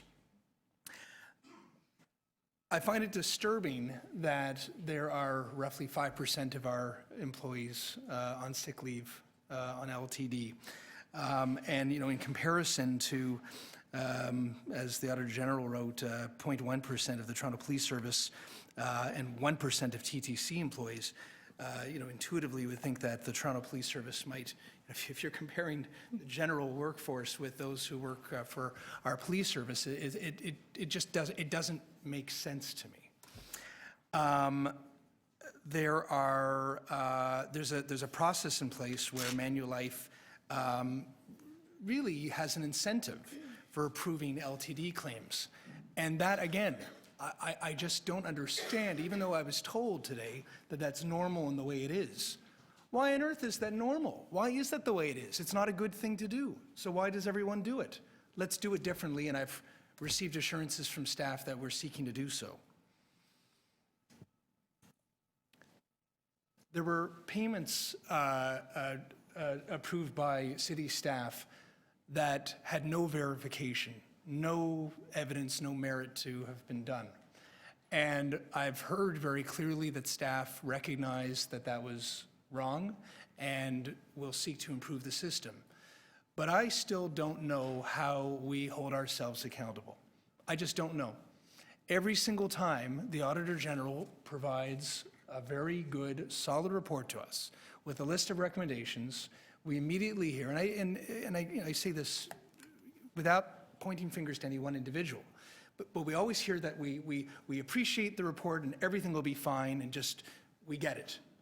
But I've never, as a member of council, understood what actually happens to ensure that we are accountable, that we improve, and that those who screwed up actually are addressed in a meaningful way. I don't know, and I need to receive some assurance, whether it be in a public forum or offline in a private and respectful way, to understand what actually happens. I also want to acknowledge that we as council and senior management have empathy and understanding for so many people who are legitimately on long-term disability, whether it be for physical or mental illness. And we should care for those people. They are our people, and that we should do everything we can to support them in their own lives and ensure that they are contributors to our public service. That is our goal. But there are also those who may not be, that may be taking advantage of the system as well. And I think that we need to do everything possible to make sure that when and if there are those cases, that we stop those in their tracks. So I'll say, just to conclude, that this is a very good report, very good recommendations. shamefully incomplete, but not to the fault of the Auditor General, because we need Manulife's participation. But I suspect that we will learn more if they do open their books. And I can only hope that organizations like our Toronto Police Service would come forward and open their books before Manulife does. I say that with a slight editorial and a wink. Thank you very much. Thank you, Councillor Metlow. Next, Councillor Holiday. Thank you, Chair.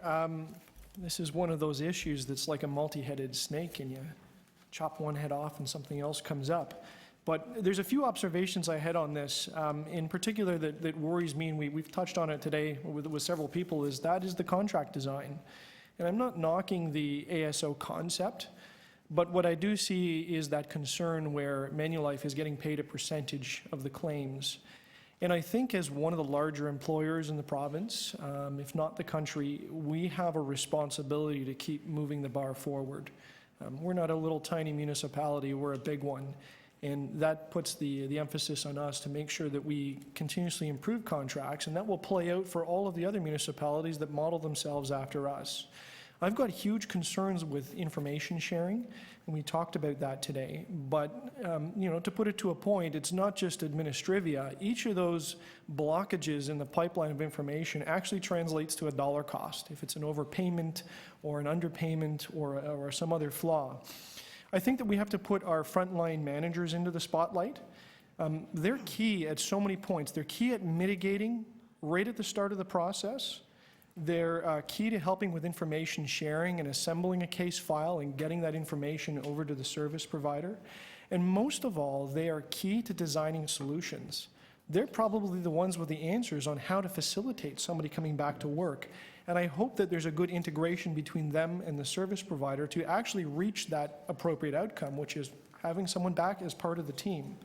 I think we need to help them seriously, and we also need to hold them accountable. So that's the two sides of the coin. And the last is, this whole file is a taxpayer concern. Well, if people are listening to this debate, it sounds like an awful lot of inside discussion. These are big dollars at play and massive unfunded liabilities.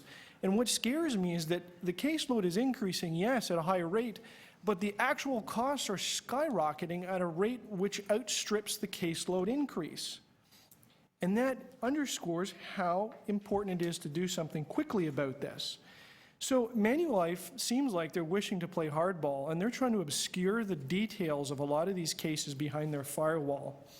And I think that the city needs to respond accordingly to that and keep emphasis on this. So I suspect management is already moving forward on a lot of these recommendations.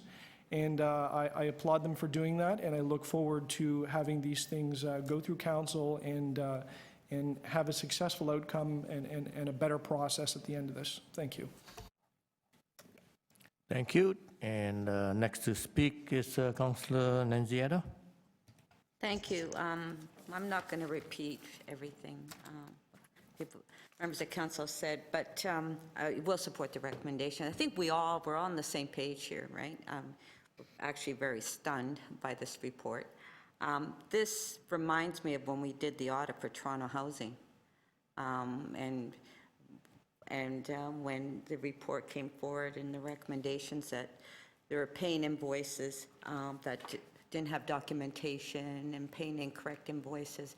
Reminds me exactly of that, what happened when we did that audit and what happened. Hence, everybody's heads. We revamped all of Toronto Housing.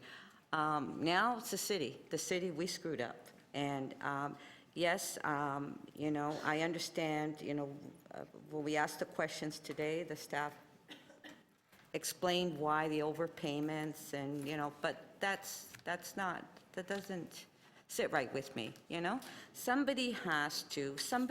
has to be oversight, there has to be proper controls that this doesn't happen.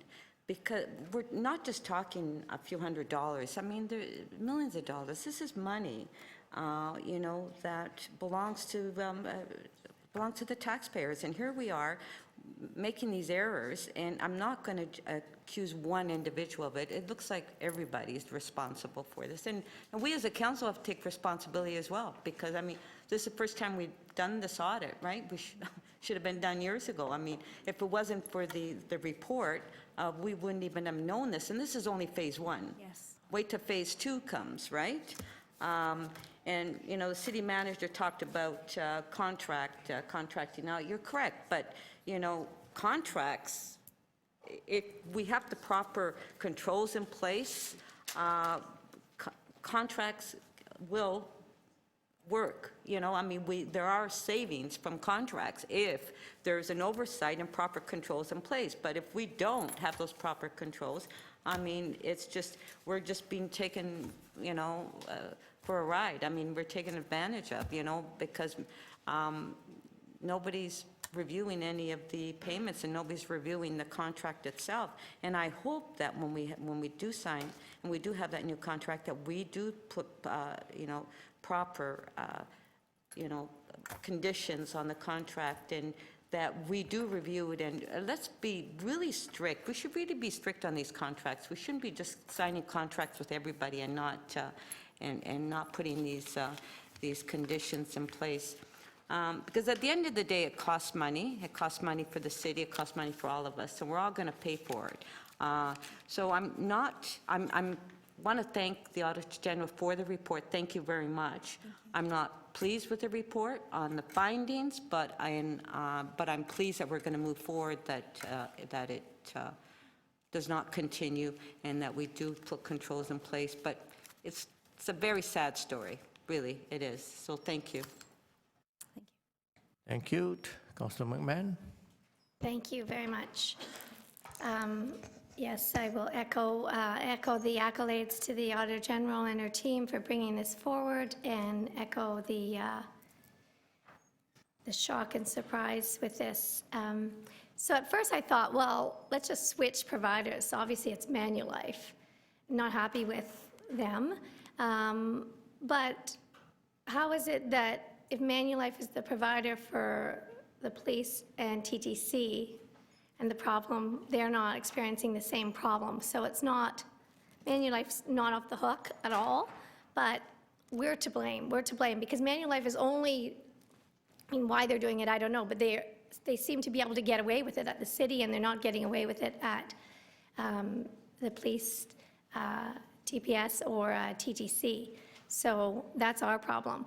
And how can the police and TTC do a better job, and we can't? And you know, it's rare, very rare, when the TTC gets a compliment, but I'm happy to give them a compliment. They'll be shocked.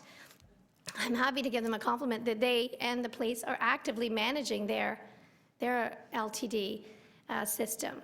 And we are quite capable and able to manage ours, but we obviously have not done near as good a job. And, you know, partially maybe that's to do with the funding, with the 60% versus 75. But I think it's also that they are on top of it, totally on top of it. So kudos to the TPS and TTC. But if they can do it, we can do it. The city's a fantastic place to work, and we need to get our employees back to work. And we hope that they want to come back to work. So I think there's been great work with what I'm hearing from HR with the preventative measures and the new systems and the outreach and the education and the websites. It's fantastic. But we do need to be way more on top of this.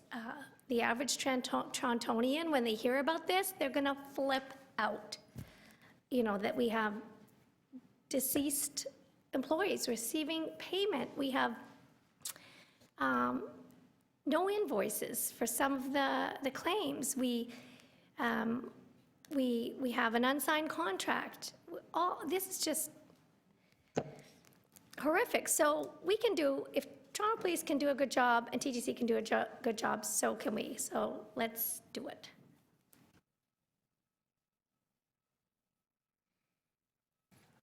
Thank you, Councillor McMahon. And so I'm the last one to speak. And I echo my colleagues' sentiment to thank the Council General and her staff. And I mean, not Council, the Auditor General and the staff. I just got a promotion, I think. And it's an excellent report. And I'm surprised that no further recommendations came forward, so which means that your recommendation all stands as it is. So it's excellent. I do know that some people are looking for additional recommendations, but there were no additional ones, so it's great. So, and having gone through this, I don't normally repeat rumors, but when I look at this, and this was in the 2013 audit plan, normally Auditor General goes by tips and what they hear that's going on in the workplace, and they normally put it in the work plan. So 2013 until now, okay, I'm surprised that whoever is going to be audited did not take any action to review the process before the Auditor General undertook the work. Because I used to be the target of internal audit for auditing various things because I used to manage other people, projects, internal processes, and so on. So anytime internal audit wants to audit me, I normally go and make sure that all my processes are in place, in good order, before they come. So I'm surprised the Auditor General can find so many things wrong in this particular system. But I got to commend that, our CFO has only been with us for 3 years. A little less, okay. So, and our city manager is also just started with us, so it's actually initiation by fire. But anyways, these are systems that are old and long drawn out, so I'm glad that we are finding things and being able to take action to correct them. And I'm quite sure in such a big system like that we have in Toronto, we're going to continuously find things that are not working the way that it should. And I hope that the Auditor General will continue her work in trying to identify and find those so that we can get this city working better. And so I thank the Auditor General for her work again, and we will continue and move the recommendation then. So that's moved by Councillor Matlow. All those in favor? Any opposed? Carried. Thank you very much, Auditor General. Thank you, and thank you to the staff also. And are we going to the next presentation? Yes. Okay, hang on, 4.3.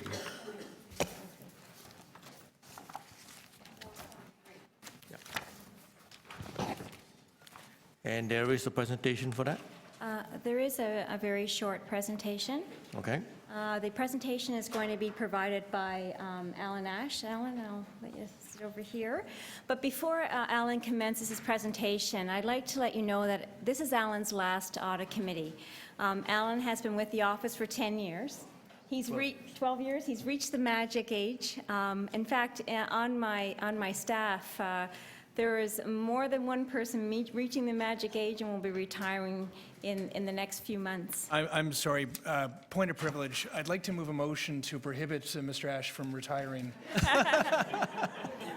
Well, you may want to do that after I let you know that he has been involved with audits such as the TTC fuel audit, TTC bus maintenance audit, the LTD audit. So you may want to be happy. Over $92 million of verified savings from our office have been attributed to audits where the teams have worked under Alan's leadership. And so sometimes as an auditor, you want to have a sense that you're making a difference, that you're adding value, that you're continuously improving. I mean, that's why we are dedicated and why we do what we do. And that just sums up what Alan has done. And you know, I've worked with him for really 1 year. And, you know, it's felt like we've worked together for 12 because we have that close of a relationship. So I'm going to miss him, and I know the staff are truly going to miss him. So I just want to let that. Thank you.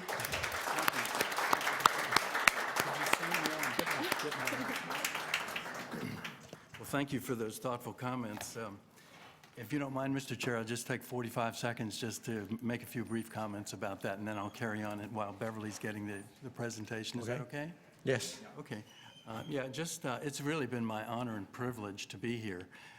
and to work with such an inspired and talented group. The AG staff is really, they make me, and I think Beverly and Jerry would probably say the same thing, they make us better than we actually are.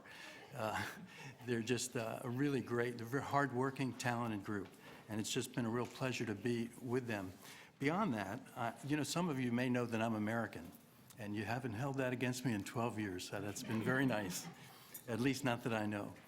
So I hope you'll pardon me if I pull out an American, what sounds like a very American cliche in the audit world. And so there's an old cliche that says it's easier to toss a grenade than it is to catch one.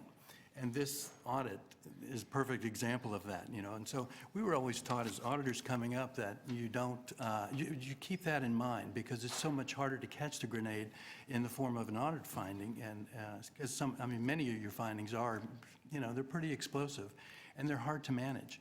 And so I just wanted to say that in my time here, I've always found the management staff just grace under fire, very respectful, and always received the recommendations that we made in the spirit that we intended them, and that was to make us a better organization. And so I really appreciate that, and it was really a pleasure to be here for this time and to do that. And so thanks for allowing me to be a part of this organization, this great organization. Excellent. Appreciate that.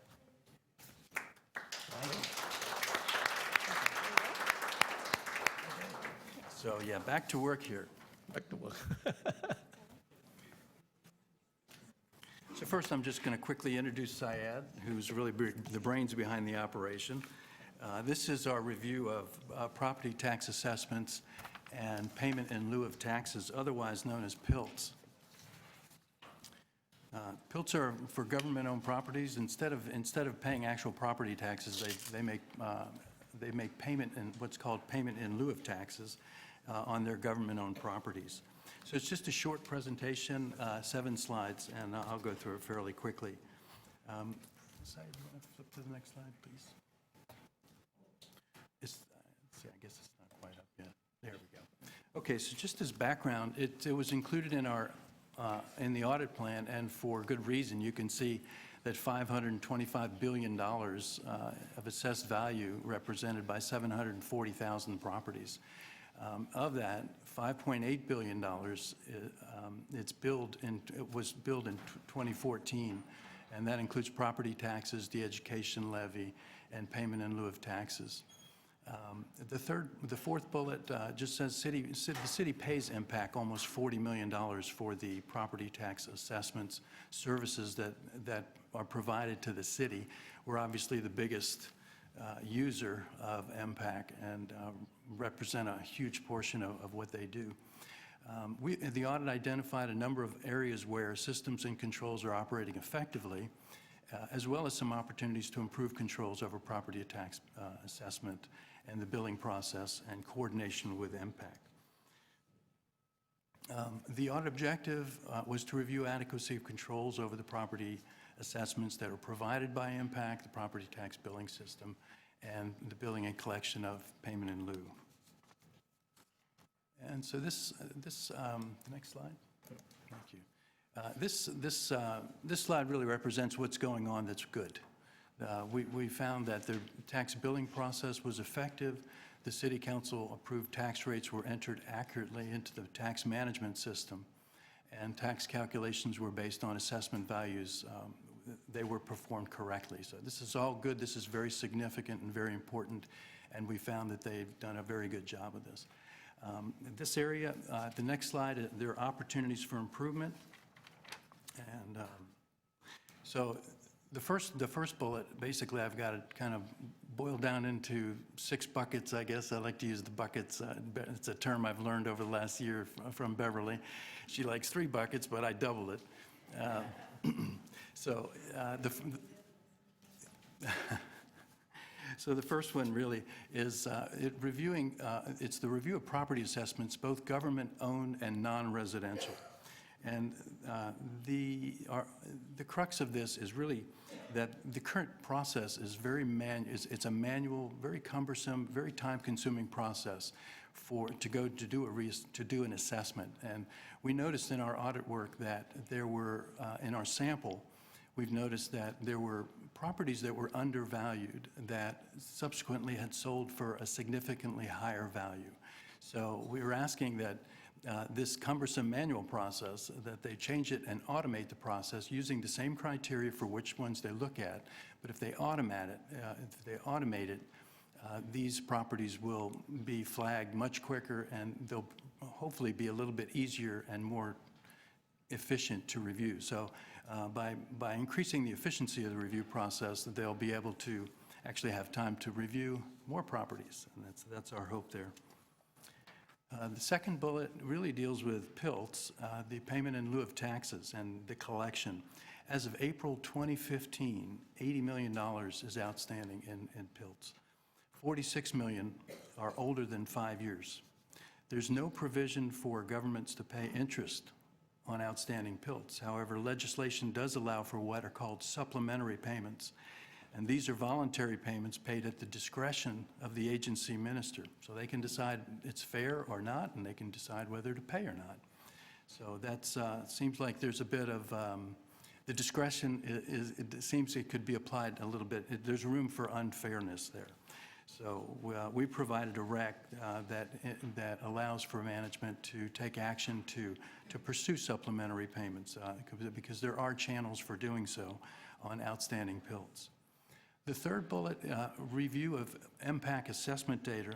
This is a higher level recommendation that involves analyzing properties maybe looking at significant drops in value from year to year, year-over-year analysis of property assessments on individual non-residential and government properties, and the completeness of data to make sure that all the properties are included on the tax roll. Bullet 4 goes into the recommendations in terms of timely update on property renovations. We found 88 building permits that indicated renovation values that were greater than $3 million, totaling $1.5 billion. And so we acknowledge that if you put $1 into renovating your property, it doesn't necessarily mean your assessment value is going to go up by $1. But if you're renovating a property and you're spending over $3 million on it, there's a good chance that the assessment should probably be revised.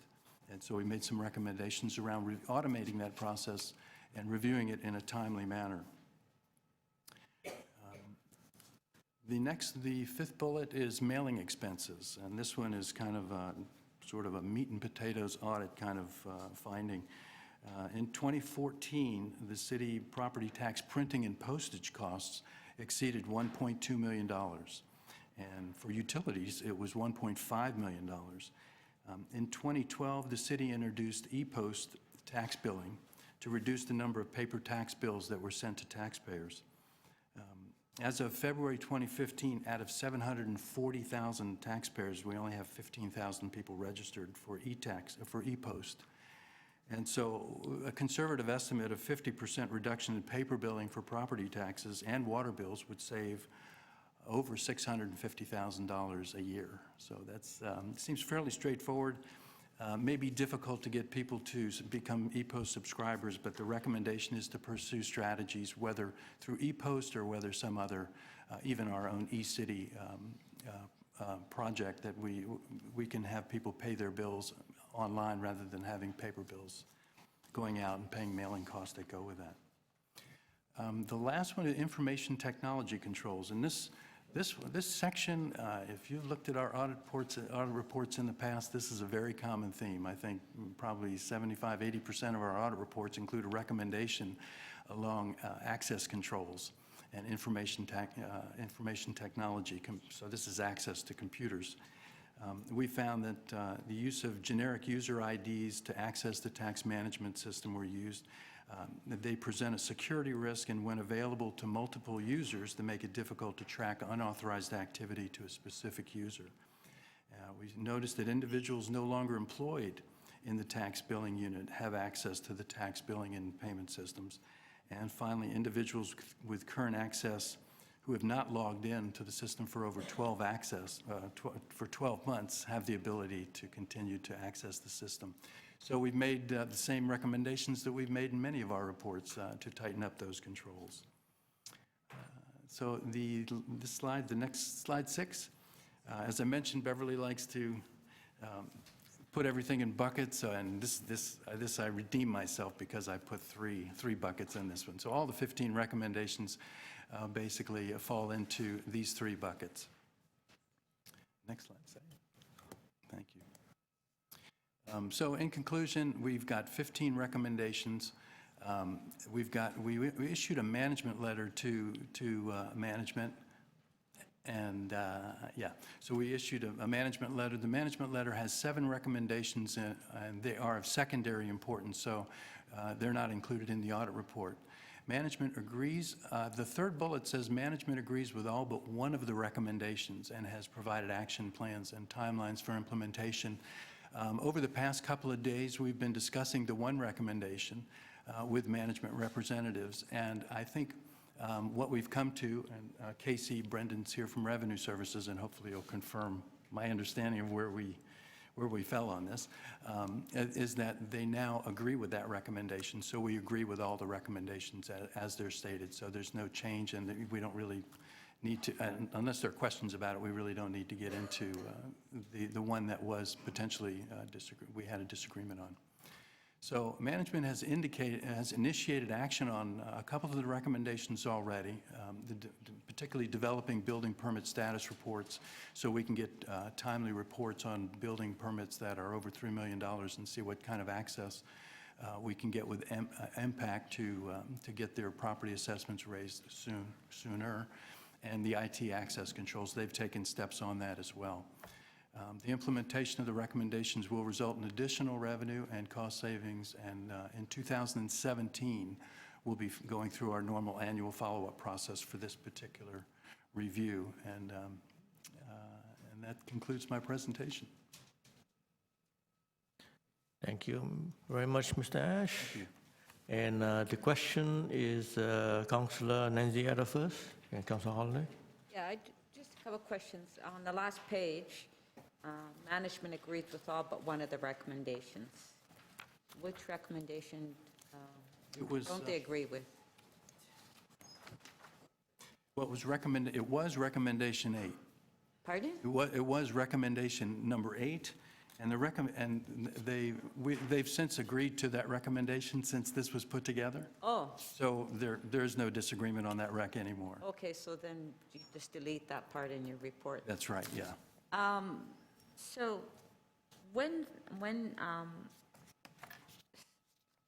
someone does a renovation to their home, and you said millions of dollars, is the building permit, does the city send the building permit to MPAC? How do they get that information?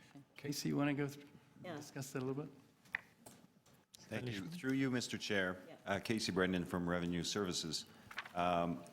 In fact, we provide building permit information to MPAC so that MPAC is aware when people have taken out building permits. MPAC follows up on building permits to determine if there is an increase in value associated with the building permit. As Alan mentioned, a dollar spent, the value of a building permit doesn't necessarily translate to a dollar of increased assessment, but a building permit is indicative of some kind of increase in value. MPAC then goes and inspects the property to determine what the increase in assessed value should be. How long does it take for the, when does the city send that information to MPAC? Do we do that in a timely manner? Like we don't wait for years before we send that permit, right? No, Gets done MPAC has access to that information on a monthly basis. So on a monthly yes. basis, so that's good. So they get that information, so if there's any adjustments that's made by the year end, right? For the assessment. That's right, and it simply serves, even the initiation of a building permit will depend on when that permit is completed and signed off, and the AG's recommendations speak to how we can know when a building permit is actually statused as being closed and therefore ready to be added to the roll if there is value to be added. Okay, thank you. Auditor General? Thank you, Mr. Chair, and thank you, Casey, to you and your team, especially on the property tax billing. You know, we talk very rarely about what's really going right, and that aspect, the team has really done an excellent job, and we've completely reconciled the tax space, so it's great. But in relation to your question, Councillor, I'd like to add just a little bit of background information about how we were able to do part of our audit. What we've done is we've taken the information from MPAC, a database download. We've taken the building permit database from the city. We've taken a sales database. We've combined a lot of this information together to start to identify where a permit may have closed a little while ago, and perhaps the base can be increased. And as part of trying to support continuous improvement, we're going to turn some of those tools over and some of the data reports over, and the team's going to continue to potentially use some of that data. So I like to recognize Syed Ali for combining multitude of databases to be able to bring us a story of what was happening in the data. So I just thought that was an interesting aspect. Thank you. Councillor Holiday? I just want to touch on, keep doing that. Just want to touch on recommendation number 8. I'm relieved that we're moving ahead on that. Do we have geospatial data or other sources of data that can help us identify, I guess I'll call it the low-hanging fruit, when there's a sale of a commercial unit and there's perhaps some nearby units? And I'm thinking of the sale of a commercial unit in, say, a strip plaza, where you've got cookie-cutter replications of it, and that's kind of an easier one to attack than, say, you know, a very unique commercial installation where it's hard to compare information. Are there sort of opportunities out there for that type of work? Thank you. Through you, Mr. Chair, again, in terms of your question, do we have geospatial data? Yes, we do have geospatial data. Where a property has sold, our division receives information on recent sales of property through the MLTT program and our agreement with Terranet. We have the ability then, in having that sale information, to do comparisons of the sale price against the current assessed value of the property to determine, is it in line, is it close? Okay. Do we have access to data from, say, MLS or fire or other organizations in the city that potentially trigger when there are changes to a property that weren't done under permit? So, I mean, I'm thinking about the installation of illegal parking pads that kind of get caught and they're normalized. You know, people creating basement apartments, or in a case in my ward, you know, a multi-unit residence from a bungalow that wasn't captured anywhere. And you know, not only is that a problem for the neighborhood, but it's also a property tax problem, because we're undercharging these folks because the permit's nowhere to exist. In fact, there is information that comes to our attention through the tax application process. So if there has been a change on the property, we receive that information. That could be a trigger for us to look at the value. Do we have the ability to understand everything that's happening in terms of property changes? No, we don't have complete records, and it is also MPAC that will determine the value and whether a change in the property results in a change in assessed value. So we are working with MPAC to better share the information that we have available to us so that MPAC can do their job better. I realize that, you know, our resources internally are limited, and we can't go around chasing cases to reassess value effectively. Is there opportunity for third-party or outsourced organizations that, you know, it's like fighting traffic tickets where they get a cut if they're successful, you know, and there's no risk to us, other than perhaps sharing some data? Is there any industry out there like that you know, ends up being a win-win? I'm not sure I understand your question. The industry that would do what service for the city? Well, could we hire people to say, can you go through our data and find instances where, you know, the sale value wasn't reflected? They look at sales, they look at real estate transactions, essentially search for opportunities, which maybe is a deeper dive of the data or bringing in their own information from where they've got it. on a no-risk basis for us. So we split whatever findings that they get. So if they're successful in helping us broker appeals on properties that we missed, they get a cut.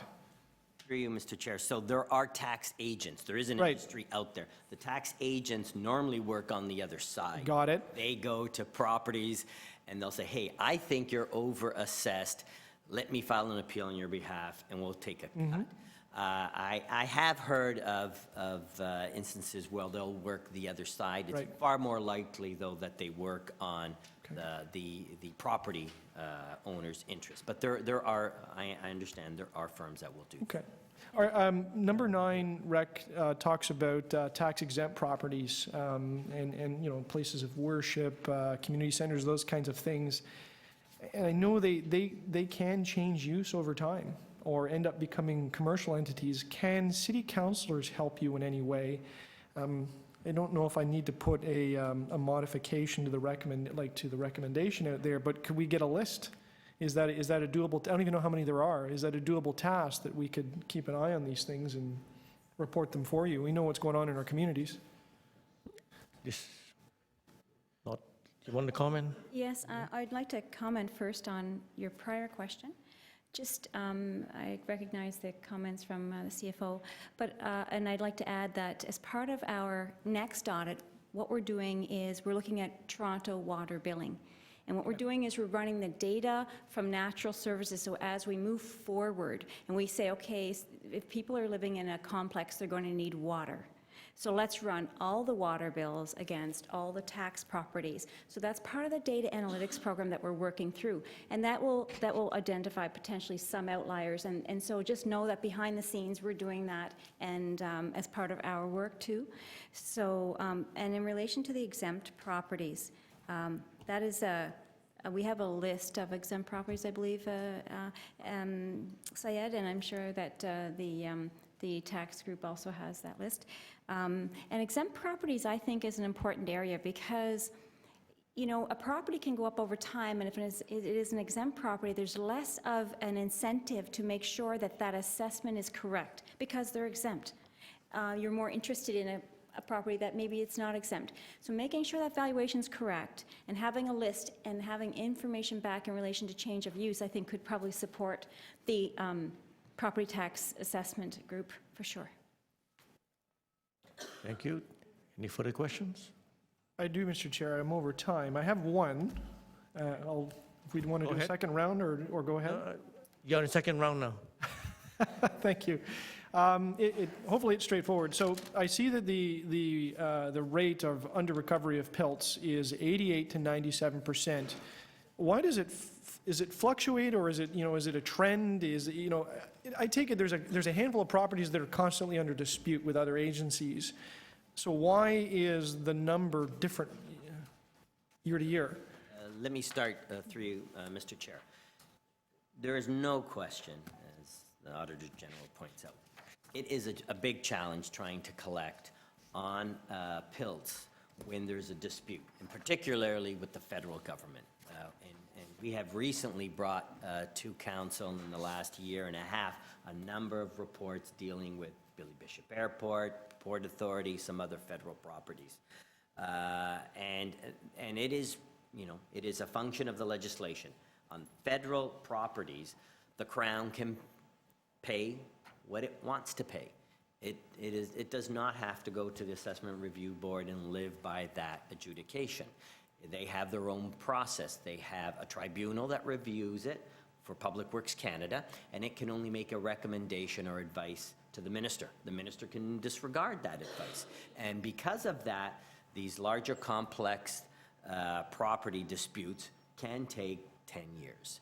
We've recently done about 88 million of property disputes that we brought to council in the last year and a half, resolved those, the big ones, the Port Authority, CIBC building, CBC building, and Billy Bishop Airport. But yeah, they remain a challenge. Is there any way to have the other agencies or governments put the money into, escrow is not the proper term, but into a reserve fund so that as time passes, the incentive to not pay doesn't increase, because they're on fiscal cycles, and they'd have to eat it if it comes to a final solution. But if that money is stowed away, that they can't access it, we can't access it, hopefully the potential is better in our favor at the end of it. Through you, Mr. Chair. So unfortunately, it doesn't work that way. The federal government, they don't pay the total bill and then try to fight it. They only pay us what they think they want to pay. And then we have to go after them for the difference. Okay. So. Thank you. This really is a pushing on rope situation. This really is difficult because of the background, and Mr. Ash acknowledged that at the beginning, because the legislative background to this, which gives both the province and the Government of Canada the opportunity to pay or not pay. And when we have a dispute, they tend to pay what they think is right. We record, we offer pressure, but ultimately they win. No chance to set off transfer payments anywhere else? The challenge with that is that this is to be very frank and direct, because it is a good question, this is a very dangerous game to play, because we receive more than we give.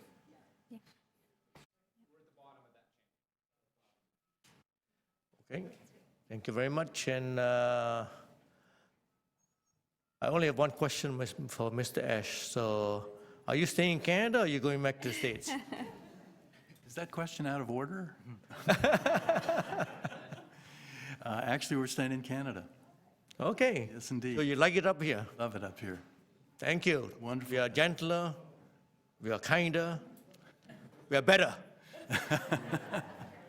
Thank you. Then I think Councillor Matlow wants to speak. Thank you for leaving on such an explosive issue. But honestly, I really just on a both a personal and professional note, I want to thank you for your service to this committee, to our city, and as a city councillor who has, I think maybe the top percentage of Americans living in my ward. I even have some houses with American flags on it, believe it or not. I know that I represent a very, perhaps Canada's most persecuted community.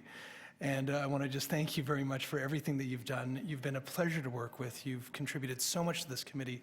And I also want to apologize for that time, once again, that I called you Arthur Ashe. It's quite flattered. Although it may reflect your abilities on the tennis court. Thank you so much.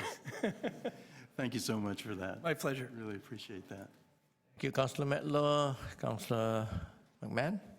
Councillor Matlow was stealing my thunder. Yes, great report. So I'll commend you on that, both of you on that. And very sad to hear about your departure. Didn't know that. And at least, the very least, our chair, Chin Lee, could have baked a cake or something. You paid your due. You did a good time here. The $90-odd million in savings, quite impressive. And in my short time, as with Councillor Matlow, we never wanted to be on this committee. No offense to the committee. Just audit made us break out in hives. But we love being on this committee. Truly. Yeah. The Gravy Detective Committee, we were calling it. But it's fantastic. We've learned a lot. I've learned a lot from you. And I'm worried about your happy trio over there, Jerry and Carm, what they're going to do. But it's been a pleasure. Thank you so much. Best of luck in your future. Thank you. Really appreciate those comments. Thank you. Thank you, Councillor McMahon. Anybody else to speak?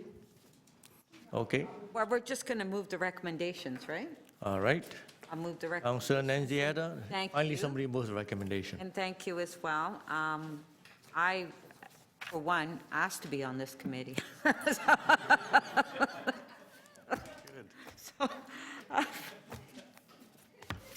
I actually did this term because I had such a good experience when I was forced to be here last term. So. Oh, I wasn't last, yeah, so, anyway, so I'll move the recommendations. Thank you. And I will support the recommendations and also thank you for the wonderful work. I volunteered with spirit to be on this committee. And I think this is just the testament of the excellent work that you do and, frankly, the interesting work that you do. When you read the report, yes, it's long, but you sit back and you think about it, and all of the issues at play. There are technical things in this report, there are policy things, there are political things that are discussed. All the makings for interesting discussions and making a better city. So thank you. That's what it's all about. Thank you very much. And I echo my thank you very much, Mr. Alan Nash, for all the hard work you've put into making the city run better. And under new leadership of our new AG, that started end of last year. And like Councillor Matlow, I was asked to chair this committee. But this committee is great because in my first,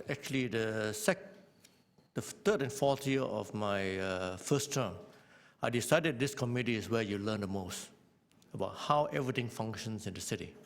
Because when an audit is done, you can actually see the chain, the flow, workflow and everything else. So that's when I volunteered. At that time, I did volunteer, okay? And I learned a lot. And so it's a great committee to be on, but be prepared to work because a lot of reports to read through. And you know, our Auditor General, as I said earlier, no new recommendations, which surprises me because normally when you sit on this committee, everybody's coming and putting on more recommendations on the reports. So this is a credit to the Auditor General's department that you've done a very thorough job and identified all the things that needs to be acted on. Now, whether some of them will be actually, you know, cost justifiable to do, because like any other inquiry that's done and so on, the cost goes up. Okay, there is cost implications to any, you know, changes that we make to the system. So it needs to be cost justified. I think we'll leave it up to management to identify those. And I thank everybody for the great questions and great work that's done on many of these things. So I will now have the recommendations, the vote on recommendations. All those in favor? Any opposed? Seeing none, carried. Next item. And we are coming close to lunchtime, so we got the presentation and one more item, 3 more items to go. So let's, now, if we go over time, can I have a motion to extend past and go to lunch and finish all the items?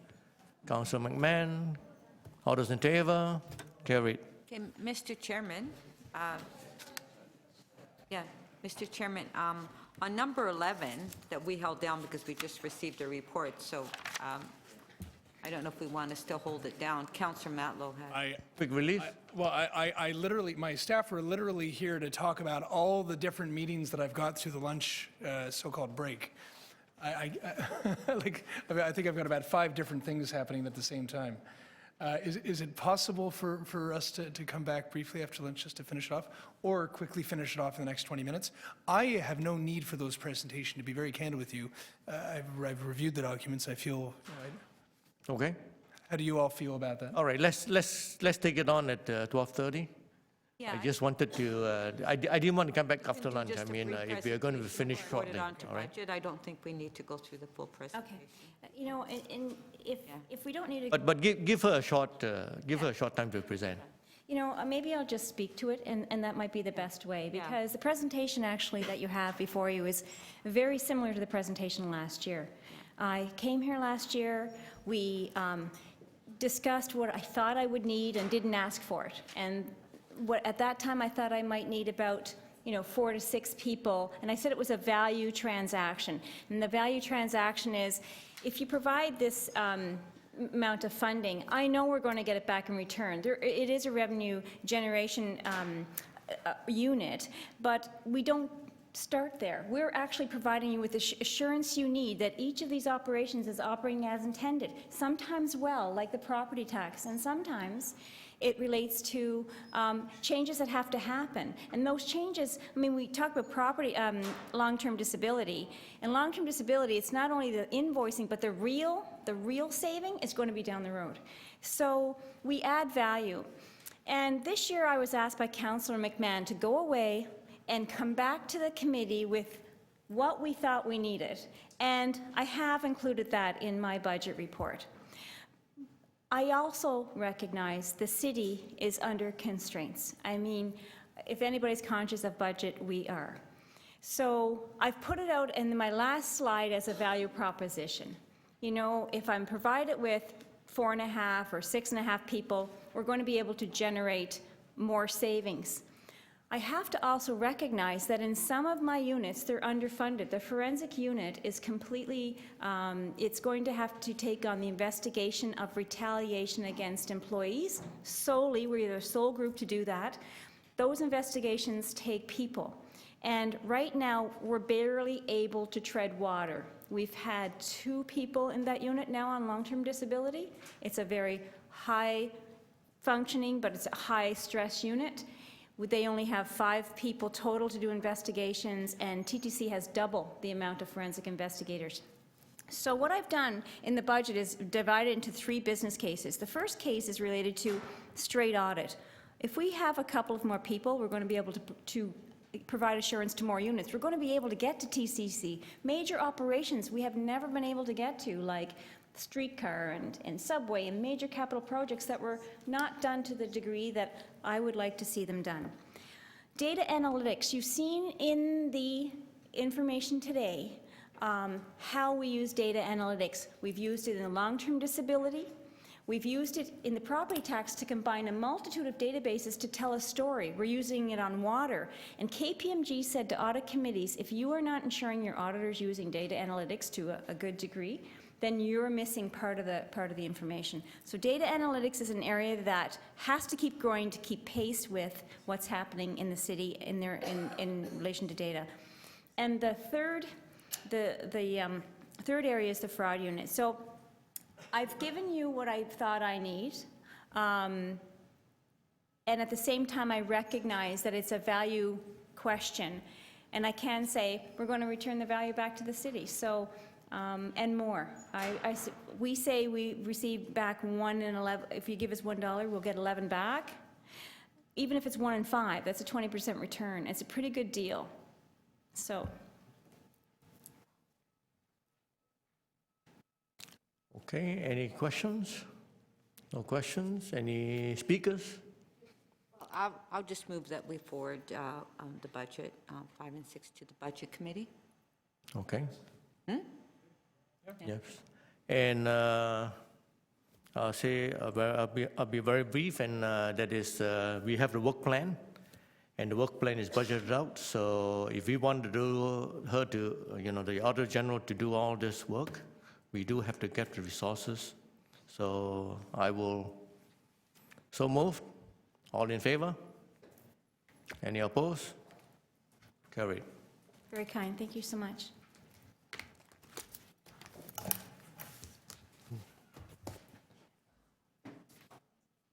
And adopt 4.6. Anybody move the book plan? 4.6. Councillor Matlow. All those in favor? Carried. So 4.11. Councillor Matlow. Actually, I held my name, but anyways, go ahead. I'm sorry, my colleague was speaking to me. What were you saying? It's okay. 4.11. We put it under your name. The sorry. authorities. Actually, it should be Councillor Nanziata, because Councillor Nanziata held it out just I now. apologize. I didn't realize you put it under my name. No, I'm fine to move forward with it. I reviewed the documents before me. I think it was late in coming. Well, yeah, It was late, but I had Lauren came running. Should we grill Lauren, or should we? Yes. 15 minutes. He looks like he's out of breath, so I don't know if we want All to right. question him or not. But just move, I'm prepared to move the recommendation. Yeah, we better move recommendation. Yeah. No questions Thanks and for allowing us management. the time. Actually, I do have a question for management. Quickly. You ran in, Lauren. So you agree with everything that is all the recommendations here, and you're going to work on it? Yes. And one of the other things that I have is shared services. How much shared services are you using from the city? Shared server, we're buying gas from them. We're looking at, we're looking at insurance. But the Human ones we're resources? doing now is gas. We actually do the mail service here.